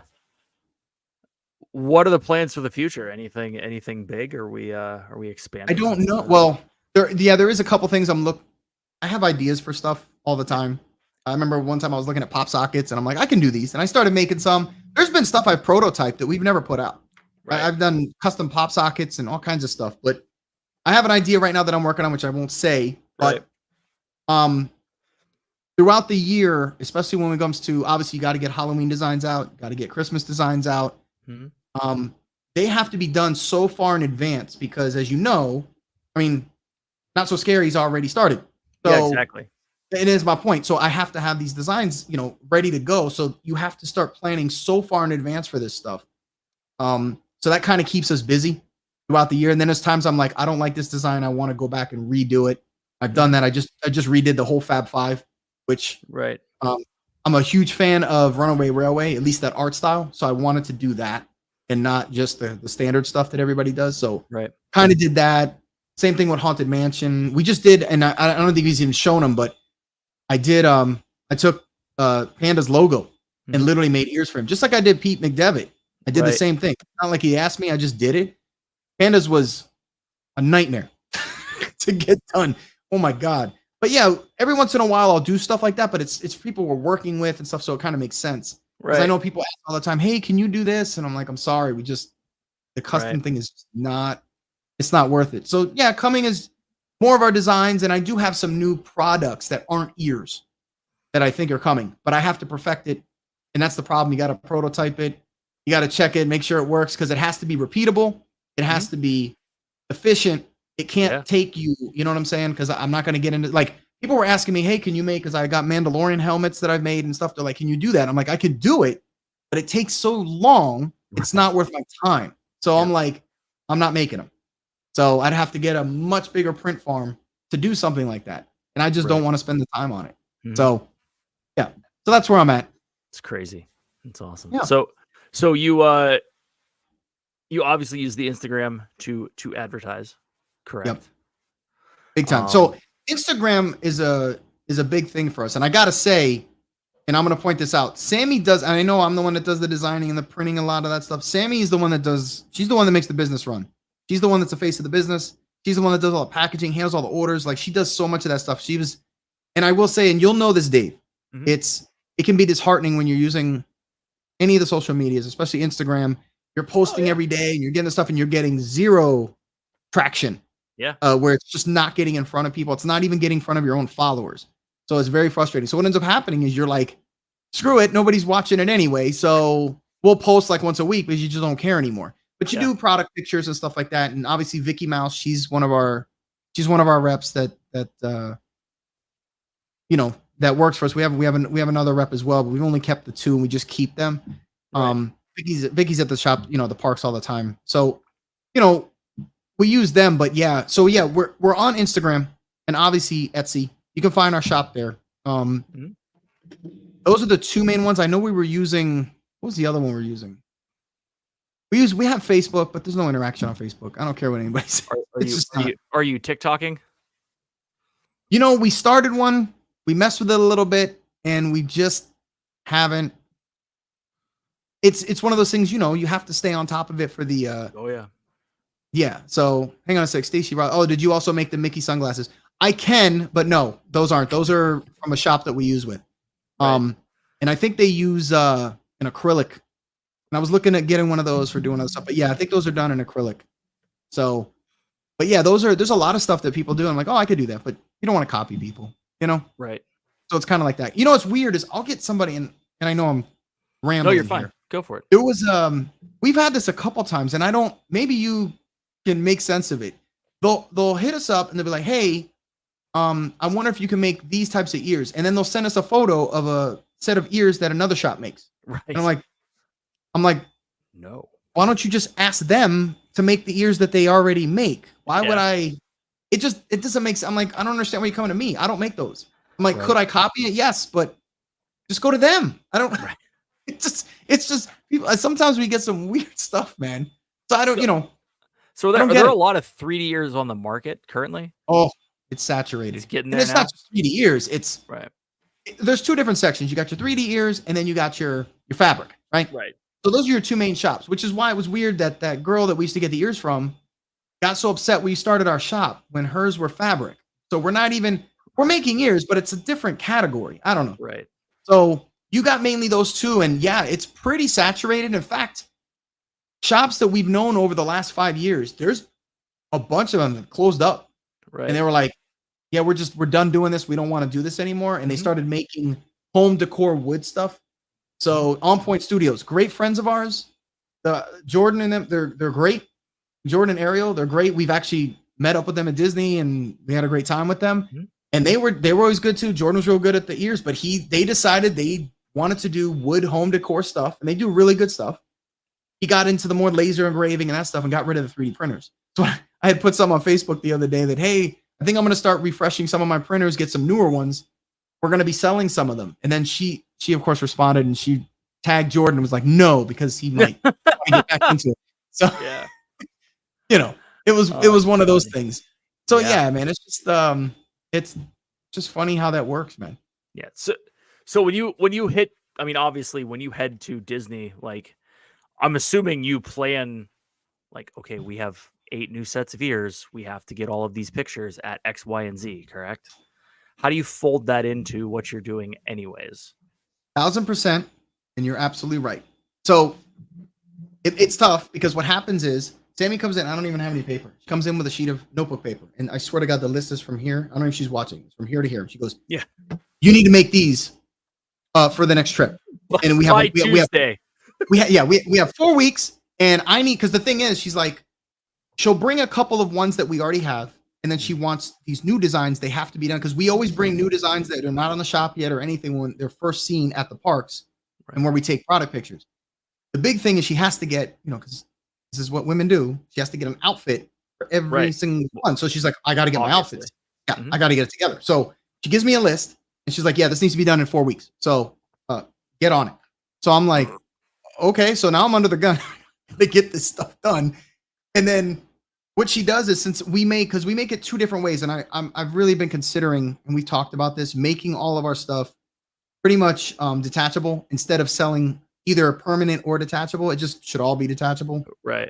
It's just easier that way. So she'll bring one pair of headbands, and then she's got these little plastic containers that has ears with bows stacked in them. I mean, it looks like a suitcase full of this stuff. So yeah, we're bringing, it ain't 5 pair. It's like, bro, it's like 15 pair. And then she's got multiple outfits, and there's times where she just gives up because it's so hard. But she's at the parks, and we're doing these photos because, people see everything on Instagram and they see everything on social media, and they don't realize, I mean, some do. They don't realize how much work goes into it. It's a pain. So you go there, all right, we're going here to join the parks. We got a son who wants to go on these rides. We want to eat here, but we have to get content. And we have to get photos. We have to get product pictures. So we got to make sure that while he's taking a break, we're running over and we're doing photos to try to get some of the product pictures. And then she's like, all right, I'm going to go take this and put this in the locker, and I'm going to go change. But there's days that it's so hot. She's like, I don't even care. Yeah. Yeah. Just don't care. Well, that's the tough part, right? I mean, obviously we create video content. So you try to get as much of that it's done the same thing early. You're wrapping that into it, right? But like, dude, there are times when it's 2:00 and you're just like, I'm fried. I'm done. It's hot. How are you going to then get on vlog and have energy? And then on top of that, Dave, how many times have you said, and you say this all the time when you come back, you're like, I got hours of content and I just haven't had time. And then, because then you got to edit everything. And I get it, man. It's everybody goes through it. And that's the hard part. Because it looks great. Everybody sees the finished product. Yeah. But what goes on behind it? Like, I can tell you right now, anybody that's not into 3D printing or doesn't know anything about it, the amount of failures, not all the time. There's times where we go through and everything's running smooth, but you're going to get failures. There's times where I'll make a design, I'll print it. I'm like, it looks like crap. I got to go back and change some things. It doesn't print good. I got to go back again. Pandas, I must have redid like 5 times. I was like, this is it. I'm done with the last one. People just don't see the failures and the constant fight sometimes the machines give you, or it's just not an exact science, and it's not plug and play. It's manufacturing is what it is. It is. That's the issue.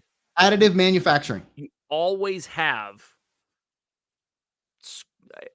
you always have headaches. You always have stuff to overcome. Oh you my always God. have the program didn't run correctly because there was a hiccup or there was a comma in the wrong spot, and Power went out overnight. That yep, happens. exactly. All that stuff. Even not even power goes out. There was a hiccup, and it shut everything down. Yep. It's Or it'll finish, and I'm like, why did I have a layer shift? And you'll have like a little bit of a line. I'm like, we can't.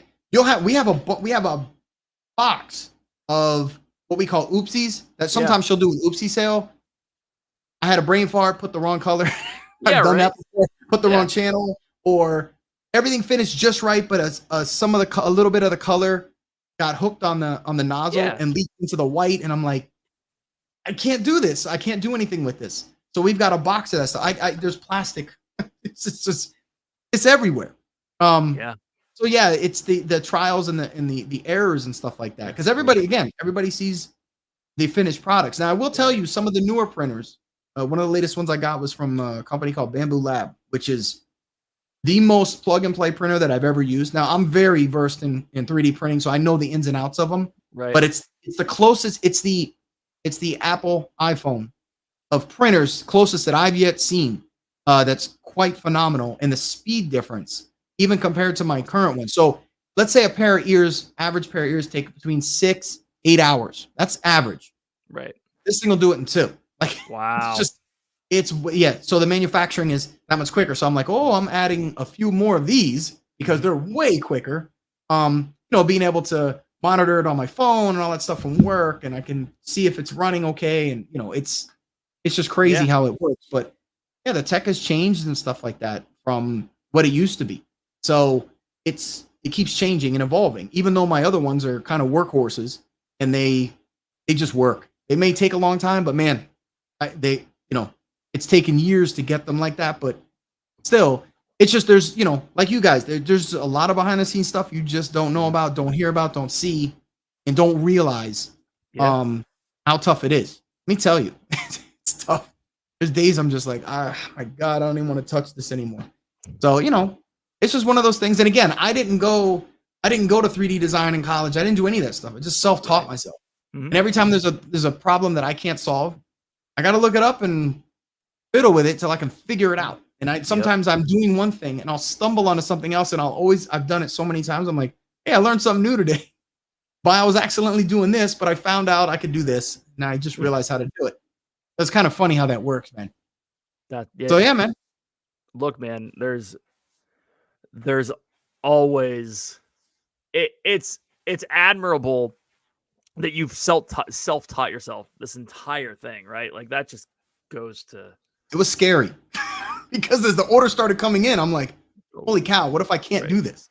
Right. Yeah, it was scary at first. Yeah, it was an unknown. Yeah. Well, it's pretty funny because now you're like, yeah, we're good. Yeah, now and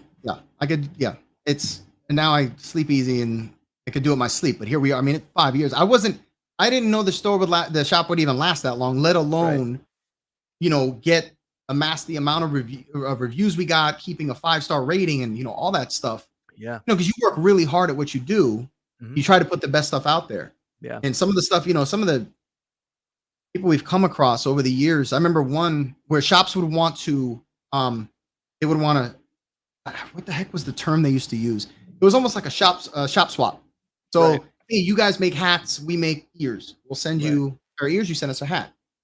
I remember we ran into this is early, where somebody's like, hey, we want to, we love your ears, we'd love to do a ear swap. And she wanted these, the donut ears. So this person made them. And they sent us, we sent them ours. And when we got them, I'm like, I said, we must be doing something right, because this, I'm not kidding. It was, the headband was like a pipe cleaner from the dollar store. Right. And it was so piss poor. The way I'm like, there's no way anybody's buying this from her or whoever the heck it was. I forgot. But it was really, really bad. I'm like, let's just tell her that we never got it. And then it got destroyed. And this is, I don't know how many years ago. I'm like, just tell her we never got it. Because I didn't want to tell her these are horrible, man. Like, who are you selling these to? I feel really bad for them. And I would never knock anybody for the work they do. I'm just like, it's not even right to sell somebody that. because you're spending $3 on your product and you're charging people. And again, I don't know if they made a bunch of sales because once it gets out, once you send a couple things out, you're not going to get good reviews. So yeah, how is the interaction on Etsy? Etsy's interesting. 99%, we've had no issues, and you're talking thousands of sales. I don't even know how many.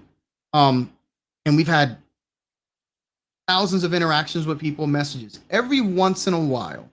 And it bothers me because the thing is, Sammy won't say anything because you don't want to be not mean, but even if you tell somebody, you put in the listing, it'll say something like, hey, we have a 3-week lead time. We've never taken 3 weeks before. We generally get it out within 4 or 5 days. It's every time, we've never missed it.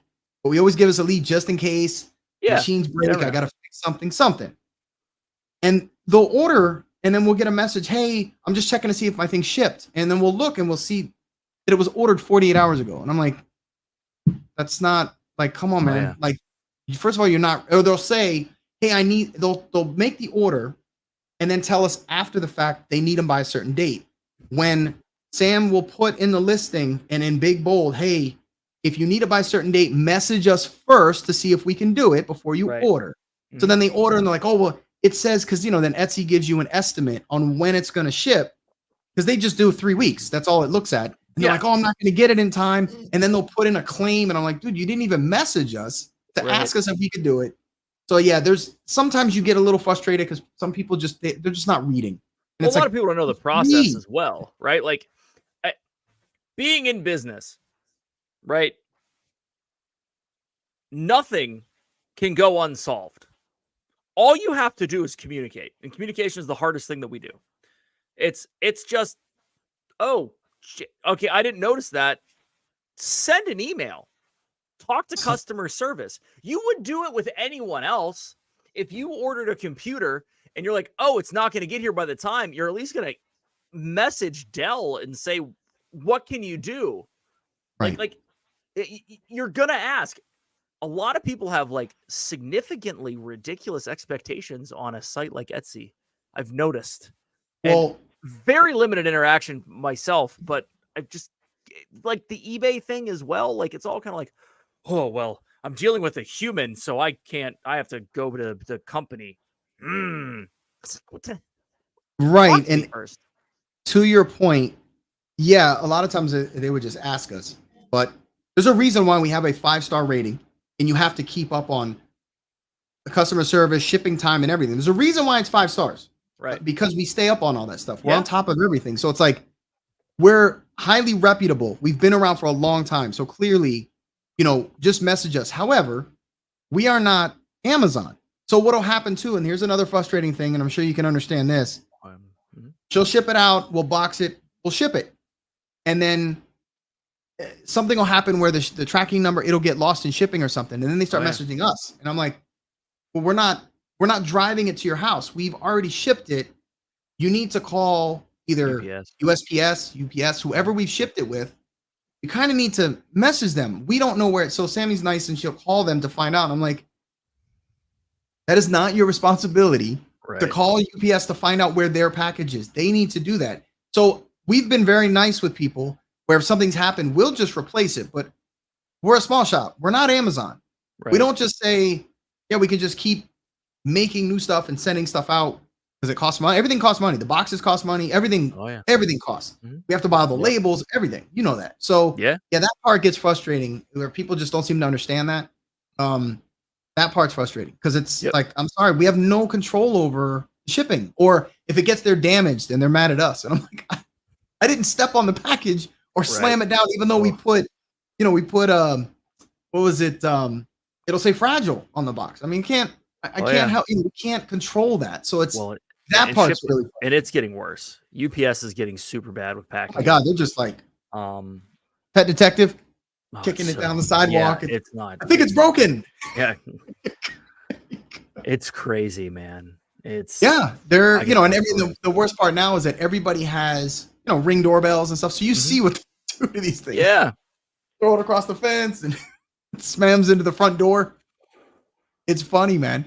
So stuff happens. It gets damaged in shipping, and so dealing with Etsy, like I said, for the most part, it's been It's been fine, but you'll get a handful of people here and there. And if you sell enough and you already know how retail works, you're going to run into that. It's just, Yep. it's part, it's par for the course. Yep. So again, we've never had really major issues, but yeah, there is some frustrating stuff that I'm just like, bro, are you kidding me?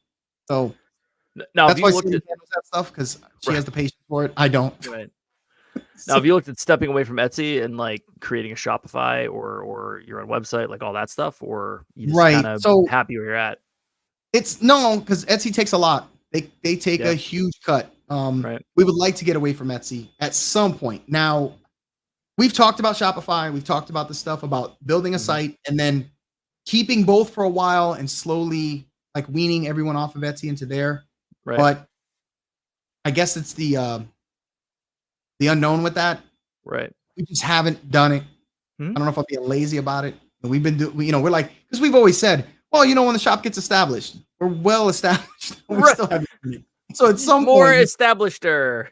yeah, I think at some point we probably should do that. And we've had a couple shop friends of ours that have done that, and it's worked out well for them. But I will Right. say, I mean, Etsy does, they're a huge site and they drive a lot of traffic to the site. And unfortunately, they take a lot of money, but Right.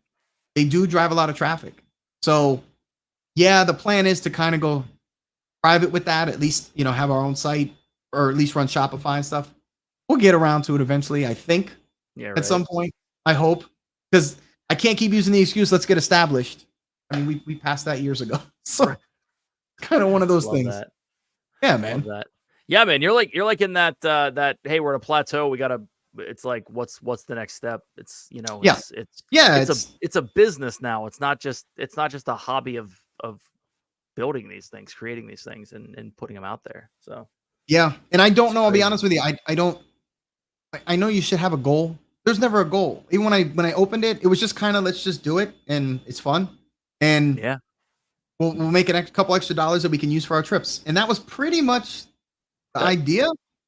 Mhm. I wasn't planning that this would have lasted 5 years. It's incredible because when we run into people at the parks that have our ears on, it's just, that's kind of a surreal thing. And at least it Yeah. is for me. It's Yeah. like, man, we you end up getting a following. We have a lot of, it's cool because Etsy will tell you when you get returning customers. We have quite a few. Right. And that's kind of good because that tells me, Mhm. we must be doing something right if people keep coming back. So, there's tons of shops out there, tons of talented people. So if they choose us, we're grateful for that, because you could pick there's tons. It's such a highly, highly competitive market. Right. More so than I think the shirts. And I mean, ears are like a staple of going to the parks. Right. It's kind of what people do. Anytime they go in the parks, you're buying a shirt and you're buying ears Yeah. or something like, it's just one of those things. So yeah, man, that's our, I don't want to say there's a plan, but that's kind of where we're at. It's just, we're just going, That's awesome, man. Yeah, man. Appreciate it. So where'd the love of Disney come from? That's pretty easy. Probably my parents. Cool. Growing up, before, before, I mean, basically there was only Epcot, Animal Kingdom didn't exist. Hollywood Studios didn't exist. Mhm. It was just Epcot at the time. And we used to go to Disney and then Busch Gardens a lot. Yeah. When it was legit Busch Gardens and they had Anheuser-Busch, the brewery there. And my dad used to love and get beer. Yeah. Yeah. So we would go there and we would do week-long trips, but annual passes didn't exist. Mhm. So none of that stuff existed. There was no fast passes. There was none of this stuff. So obviously, as you know, it was very expensive back then because everything was just paid for as you go. Mhm. And it wasn't convenient. It wasn't any of that stuff. So it was just, we would go back then. Also, we used to go to a place which is not even around anymore. Boardwalk and Baseball. I don't know if you've ever heard of it or seen it. I remember it. They had a wooden coaster there that was just out of control. Not big on wooden coasters, but this one was pretty intense. At the time, the Kumba roller coaster was like the best roller coaster I think Busch Gardens had at the time. Sheikra didn't exist. They had, I mean, I can remember all this stuff. It's ridiculous, but that's kind of where it started. And I would go, we would go like once a year, but Mhm. I did it from the time I was about 7 all the way until, I became an adult. And then I kind of got into high school, got away from it for a little bit, other than grad night when they were still, I don't even know if they're doing that now or not, but they did back then. where they would, take the seniors get to go to Disney for the night and stuff. All the schools would go there. It was pretty cool. That's cool. And then when I met Sammy, she had been, but she wasn't really big into it. But then we went to horror nights together, and then we started going to. It was kind of like I fell in love with Disney again. Right. Going back as an adult now and stuff like that, and going with Sammy at the time, became my fiance, my wife, and all that. And then of course when Aiden was born, the first thing out of my mouth, she can attest to this. I said, I can't wait to take him to Disney. He was 5 minutes old. So right, that's awesome. What I was already thinking, because experiencing it as an adult is great, but I wanted to be able to experience it as taking my son or my child at the time before he was even born, through that experience, to see through their eyes, which is even more gratifying, I think, than when I went when I was young. So that's kind of where it came from. And then making stuff for these parks, and then meeting everybody with the podcast and stuff. It's like you engross yourself in it. Yeah. I think if you're going that much and you're around Disney this much and you still don't hate it, you're probably a pretty big mega fan. Yeah, for sure, right? But I will say I want to say we're also theme park fans. Universal, Islands. I like theme parks in general. Disney's my favorite, but I do like theme parks in general. I like getting away from reality. Not reality, but you know what I'm saying. Yeah. I know, where I'm not worried about it and can have fun. So it's a big thing. In fact, I had just gotten tickets. I know I'm going with Gene. I think Mousespiration Mike are going to Horror Nights. In October. Are you guys going? No. We won't. I won't be down until 24.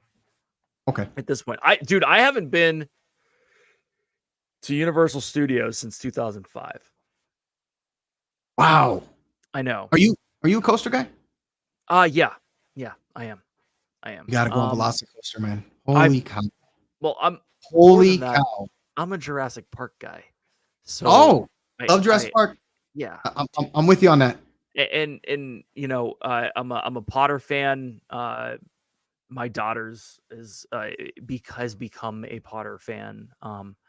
The only reason we haven't gone is because, like I said, when we go to Florida, we like to stay in the bubble because it's with you. a once in a year trip, right? So I think we'll probably add it next year. We'll just end up doing like a straight 2 weeks in Florida and do 4 days, 3 days Universal, and then transfer to Disney after that. So because if you haven't been since 05, there's a lot that they've added since. But, my God. I haven't seen the Minion stuff. I'm a huge Simpsons fan. I haven't seen any of the Simpsons stuff at all. Like I remember when Islands of Adventure opened, going to that, it was fantastic. Really enjoyed it. I mean, Hulk's fantastic. It's a fun park. Jurassic Park, dude. Jurassic Park as a land was cool. I was hoping for more, like real dinosaurs, but wasn't going to happen. I've told Sammy many times, I wish Jurassic Park was real. Oh, 100%. I wish it was real. Same, man. I know it's going to eat everybody, and I know it's going to tear down and burn down, but I still wish it was real. I would love to visit a park like that. What I miss about that spot is Jaws. Amity Island was killer. It was and I've said this multiple times, it was the first immersive land that any park had. Because if you remember, I think you're right. Amity Island was like you went to a boardwalk, and it looked like the movie. It really did, and it had the shops and the games, right? Like you could play whack-a-mole and all the other carnival-esque games. The houses. They had all the houses. Yep. And then they had the ride, and I think they did such a great job theming around it, as opposed to you go to Kongfrontation, the old school Kong, right? Oh, you go to Kongfrontation, it's just there, right? It's in the New York City area of Universal or whatever it was at the time. Back to the Future, wasn't really, it was just a spot, right? E.T. back in the corner with do they still have the the Psycho house up on the hill, or is it gone? Do you remember the house? Yes. You know what I'm talking about, right? Yeah, I don't think it's there. Because I don't think it is. Someone can correct me. I'm not sure. And we go all the time. And now I'm like, I don't recall it right now. There must not be there because I would remember. and growing up, we went once a year, and we always went. There was always a Universal day, and sometimes there were two, because there was a lot of times when Universal would say, "Hey, you buy your ticket, you can come back after 4 o'clock within 7 days." So once Island of Adventure opened, we would do that. Just because. No, I'm sorry, but City Walk. When City Walk opened, that was a cool place to hang out. Yeah.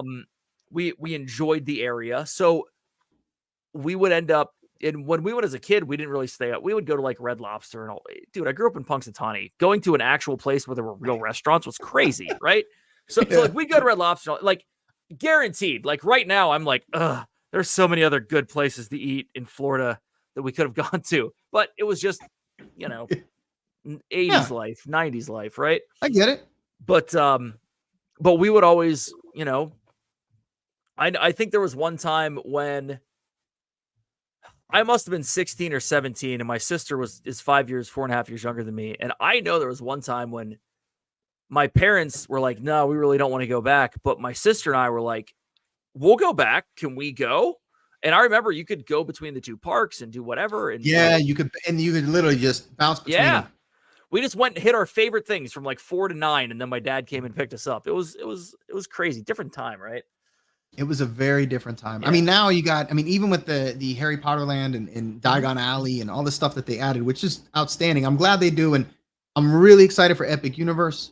I think it's needed. Mm-hmm.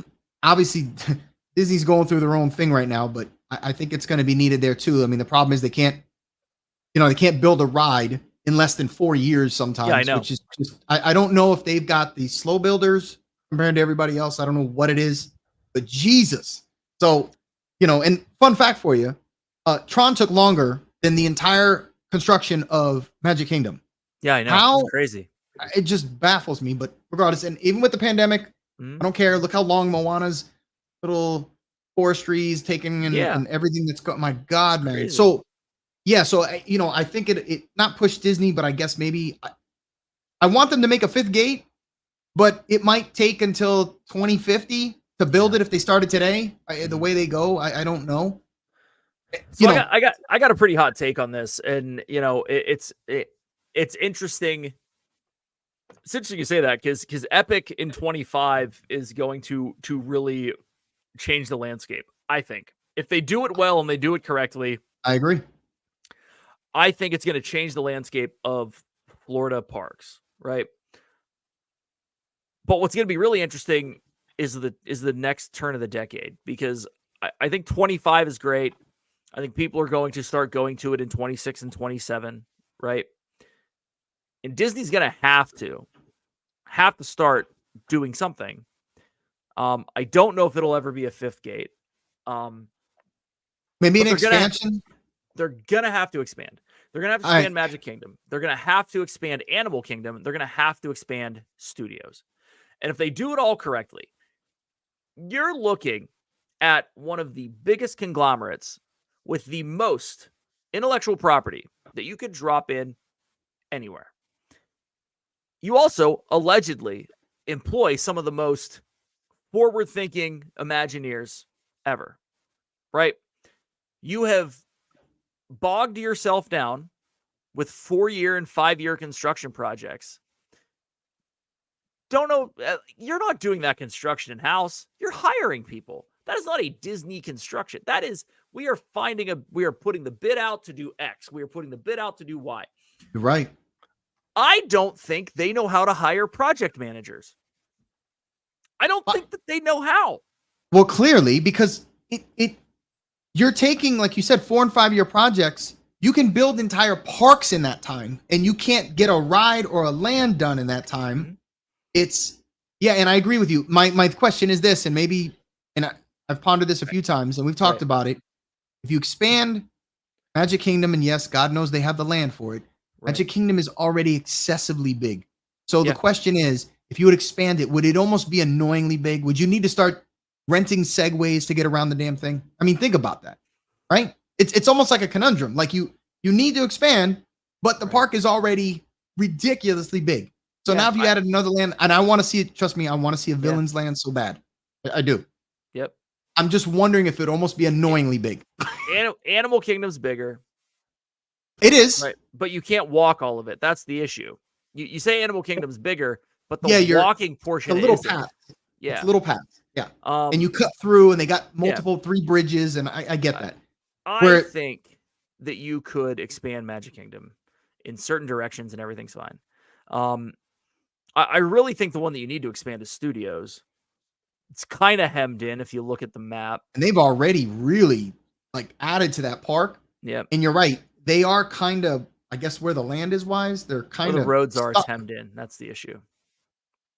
But look, you're Disney. Think outside the box. Like, what can you do? Oh, I agree. Or you could do like Universal. Hey, we're gonna build the park on the other side of the highway, and you're gonna take a bus over there. It's silly, but they didn't have anywhere else to build. No. I'm sure when they built Islands and Universal, they weren't expecting, hey, we're gonna go build Volcano Bay across over there, and then Epic Universe is gonna be literally on the other side here, and because they don't have the land that Disney does, and they don't have the. I don't even think it's really a thing anymore. The whole line of sight thing, where I guess to a point when you're in Disney property, you're in that bubble. Yep. Whereas Universal's not. It's not like that. It's just not, and that's not. They're not trying to. I don't think they can, but I think that's a bonus that you can do that. And you're right. I think the question is this. So let's say you want to expand Hollywood Studios. What would you want to see there?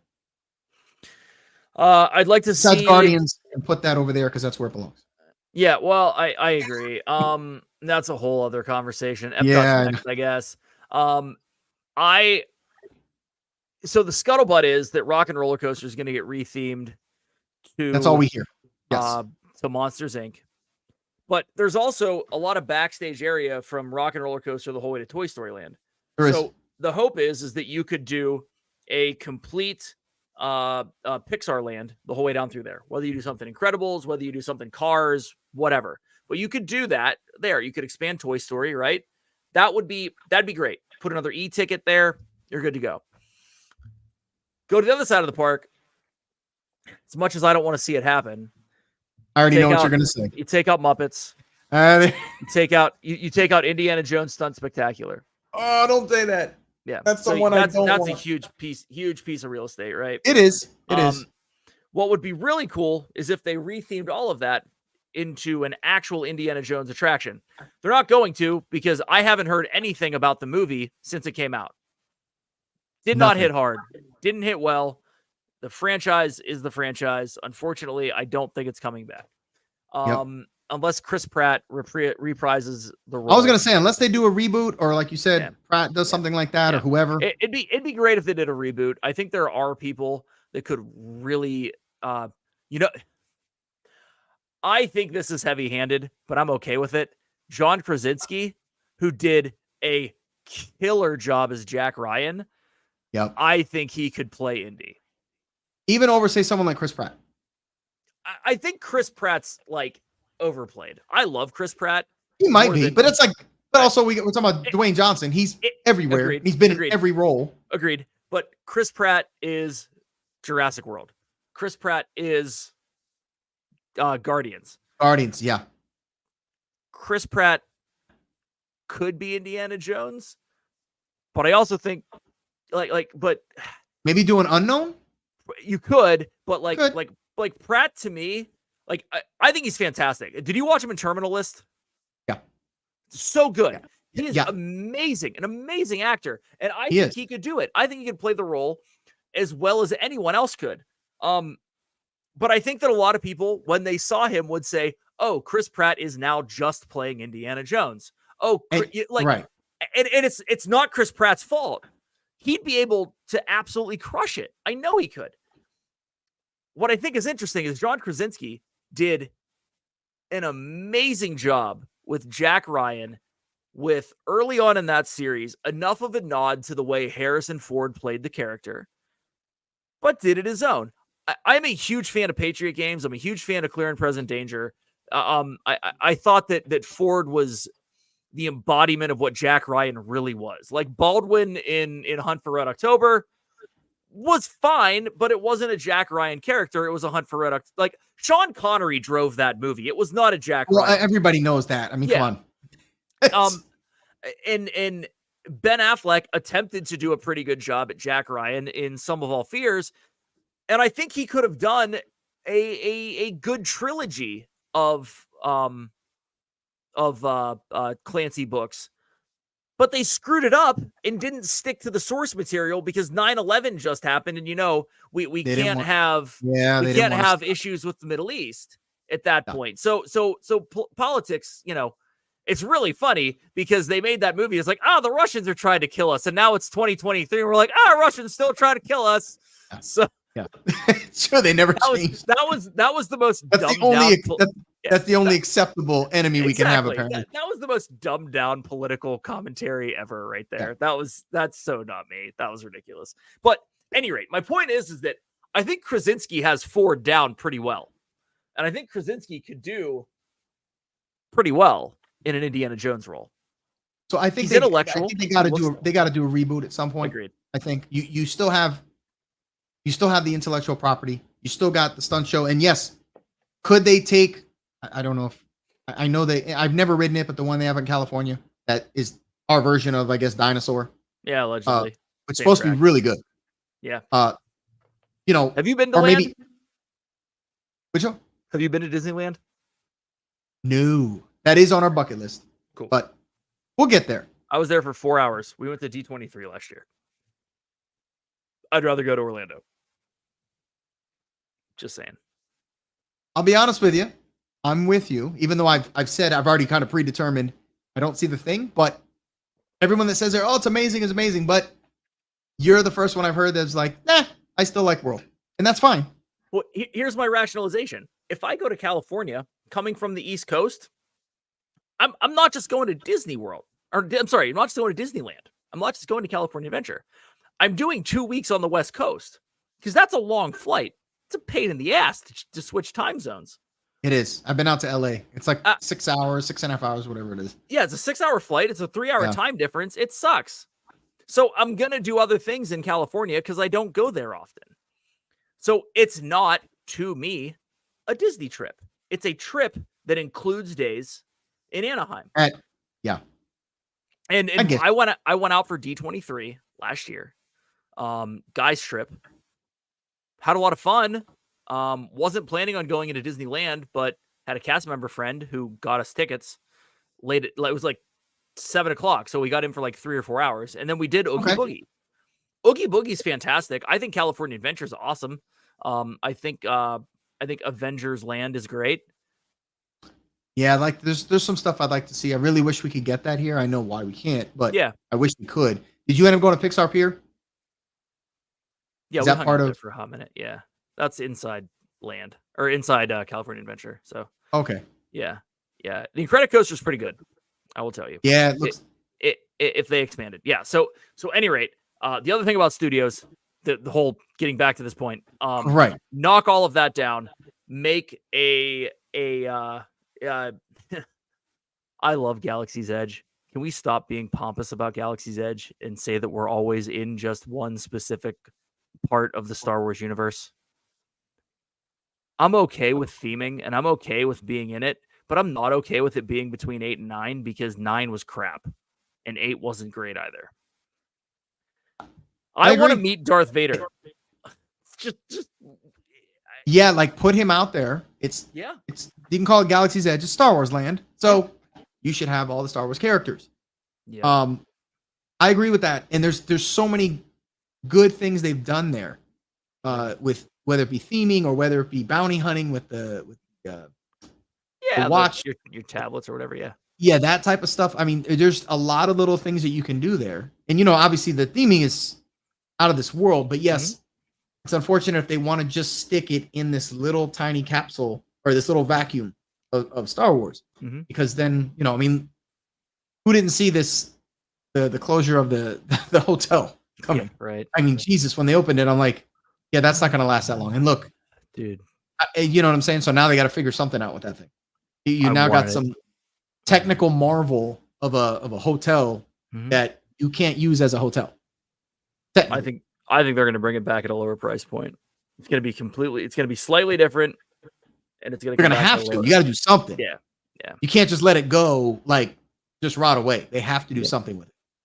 Yep. So less actors, or I mean, listen, the idea was outrageously crazy and it was pretty amazing, but not sustainable.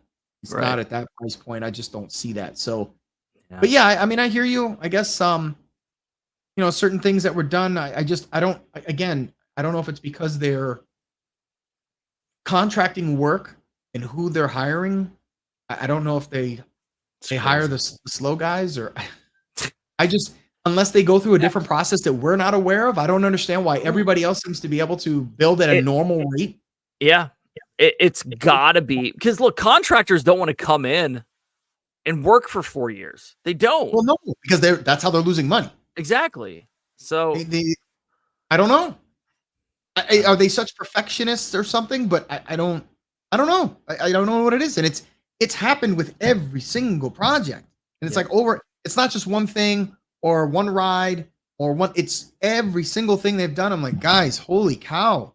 I mean, Epcot. I mean, it's we call it Walcott because it's been this way for I don't know how many years now. So it's like it's annoying. It's become annoying. Like you get used to it, but it gets annoying after a while. It's just you get tired of seeing it. It sucks. It's one thing to wall off something because you're doing a specific area, but like I don't know, man. It's crazy. Well, when it goes year after year after year, and it's like, oh, come on, man. Like, and I get it. You got to build stuff. It takes time, but again, I don't know why their projects just take so long, and it's with all of them. I mean, even when Tron. When we got out of the pandemic and they were back to work, Tron again took. Forever. I'm like, you already built this same ride. It's not in new. Another park. It's not new. It's nothing groundbreaking. You have the same. Just copy it. What is taking so long? It was just, man, it's crazy. So it scares me to think, man, how long would it take them to build another park? Yeah. I mean, Epic Universe is going, at a decent rate, but even when they put in, was it Hagrid's roller coaster, the Hagrid's motorbike, whatever? Yeah. I think it was a year. It was done. I don't know. I'm not really sure what it is. So again, it's probably stuff that's way over my head. I'm not an engineer, and obviously there's probably stuff going on. It's not like they're trying to take that long, but there's a difference between we thought this was going to take 18 months and now it took 36. And you're like, what the? That's okay. I mean, things happen. You run into permit issues or water quality stuff. You never know because there's a bunch of other stuff that happens. So, but holy hell, you would feel that way if all of the amusement parks in Florida had that issue. But you watch Universal do stuff down the road, and that's the killer. And they're popping stuff up, and I'm like, well, how is it everyone else can do this? Yep. Even their resorts and all this other stuff. Yeah, I don't know. I know trust me, I know it's a dead horse we're beating, but man, it's frustrating. Yeah. Man. So that's what I'm saying. But yeah, I think I agree with you. I think Epic Universe is going to change the landscape a bit, and it will force Disney's hand. And I know a lot of these upgrades and stuff they've been trying to do, and I know they cut way back after the pandemic. It really, Spaceship Earth needs it so bad. Right. And it's unfortunate that they just didn't bite the bullet and do it. Mm-hmm. Hey, Morgan Stark. Yeah. Love it. It just, it's frustrating. So, and the thing is too, they've got so many properties now that when you have to, it's almost like you have all this stuff and now you have to start upgrading everything, and it's going to take forever. So it's like, we can't spend the money to even think of another gate, which I'm sure they've got ideas and stuff they've come up with, or maybe not another gate, maybe like you said, maybe a villain's land or something, which I know I'm partial to. Yeah, right. Same. Some type of expansion, or Villains Park. I don't know, or Villains Land. No, something. Villains Land. Yeah, would be great. But yeah, and it's funny because it's like I want to see it at Magic Kingdom, but I do go back to what I said. I'm like, man, it would be annoyingly big. You would need to rent segways to get around that damn thing, or everybody's wearing Heelys. Right, they can just roller skate around. Watch Grandma and Grandpa bust their butt trying to make their way across the park. But you get my point. It's just because Magic Kingdom, you do pretty much walk the whole property. I mean, not all the stuff in the back that's there's nothing there, but it's a lot of walking. And you're right. Animal Kingdom is much larger, but the way the pathing is, you're never going to even touch a quarter of it. Well, that and like Kilimanjaro Safari takes like, oh my it's God, almost the size of Magic Kingdom, isn't it? Yeah. It's crazy. So yeah. I mean, dude, you're housing how many animals? yeah. And then on top of that, you gotta have staffing and they have to be separated, even though they have the line of sight, it makes it look like they're all mixed together when they're really not. It's awesome. It's one of my favorite things to do there. But yeah, it's a huge chunk of the area. So what they could do though, especially there, is really expand on Pandora for sure. I agree. I think especially with Way of Water, you could do an awesome ride or two there on just from that movie. Mm-hmm. So, obviously Flight of Passage is still one of the best rides they've ever made, but yep, there's some things you could do. But I want to see them do something. I mean, first and foremost, finish what the hell you're doing right now at some point. I know. That would be nice. Yep. So, love it. All right, man. Well, hey, it's been 2 hours. Let's wrap it here. What do we got going on? JSA Creations, Cr3D. Yeah.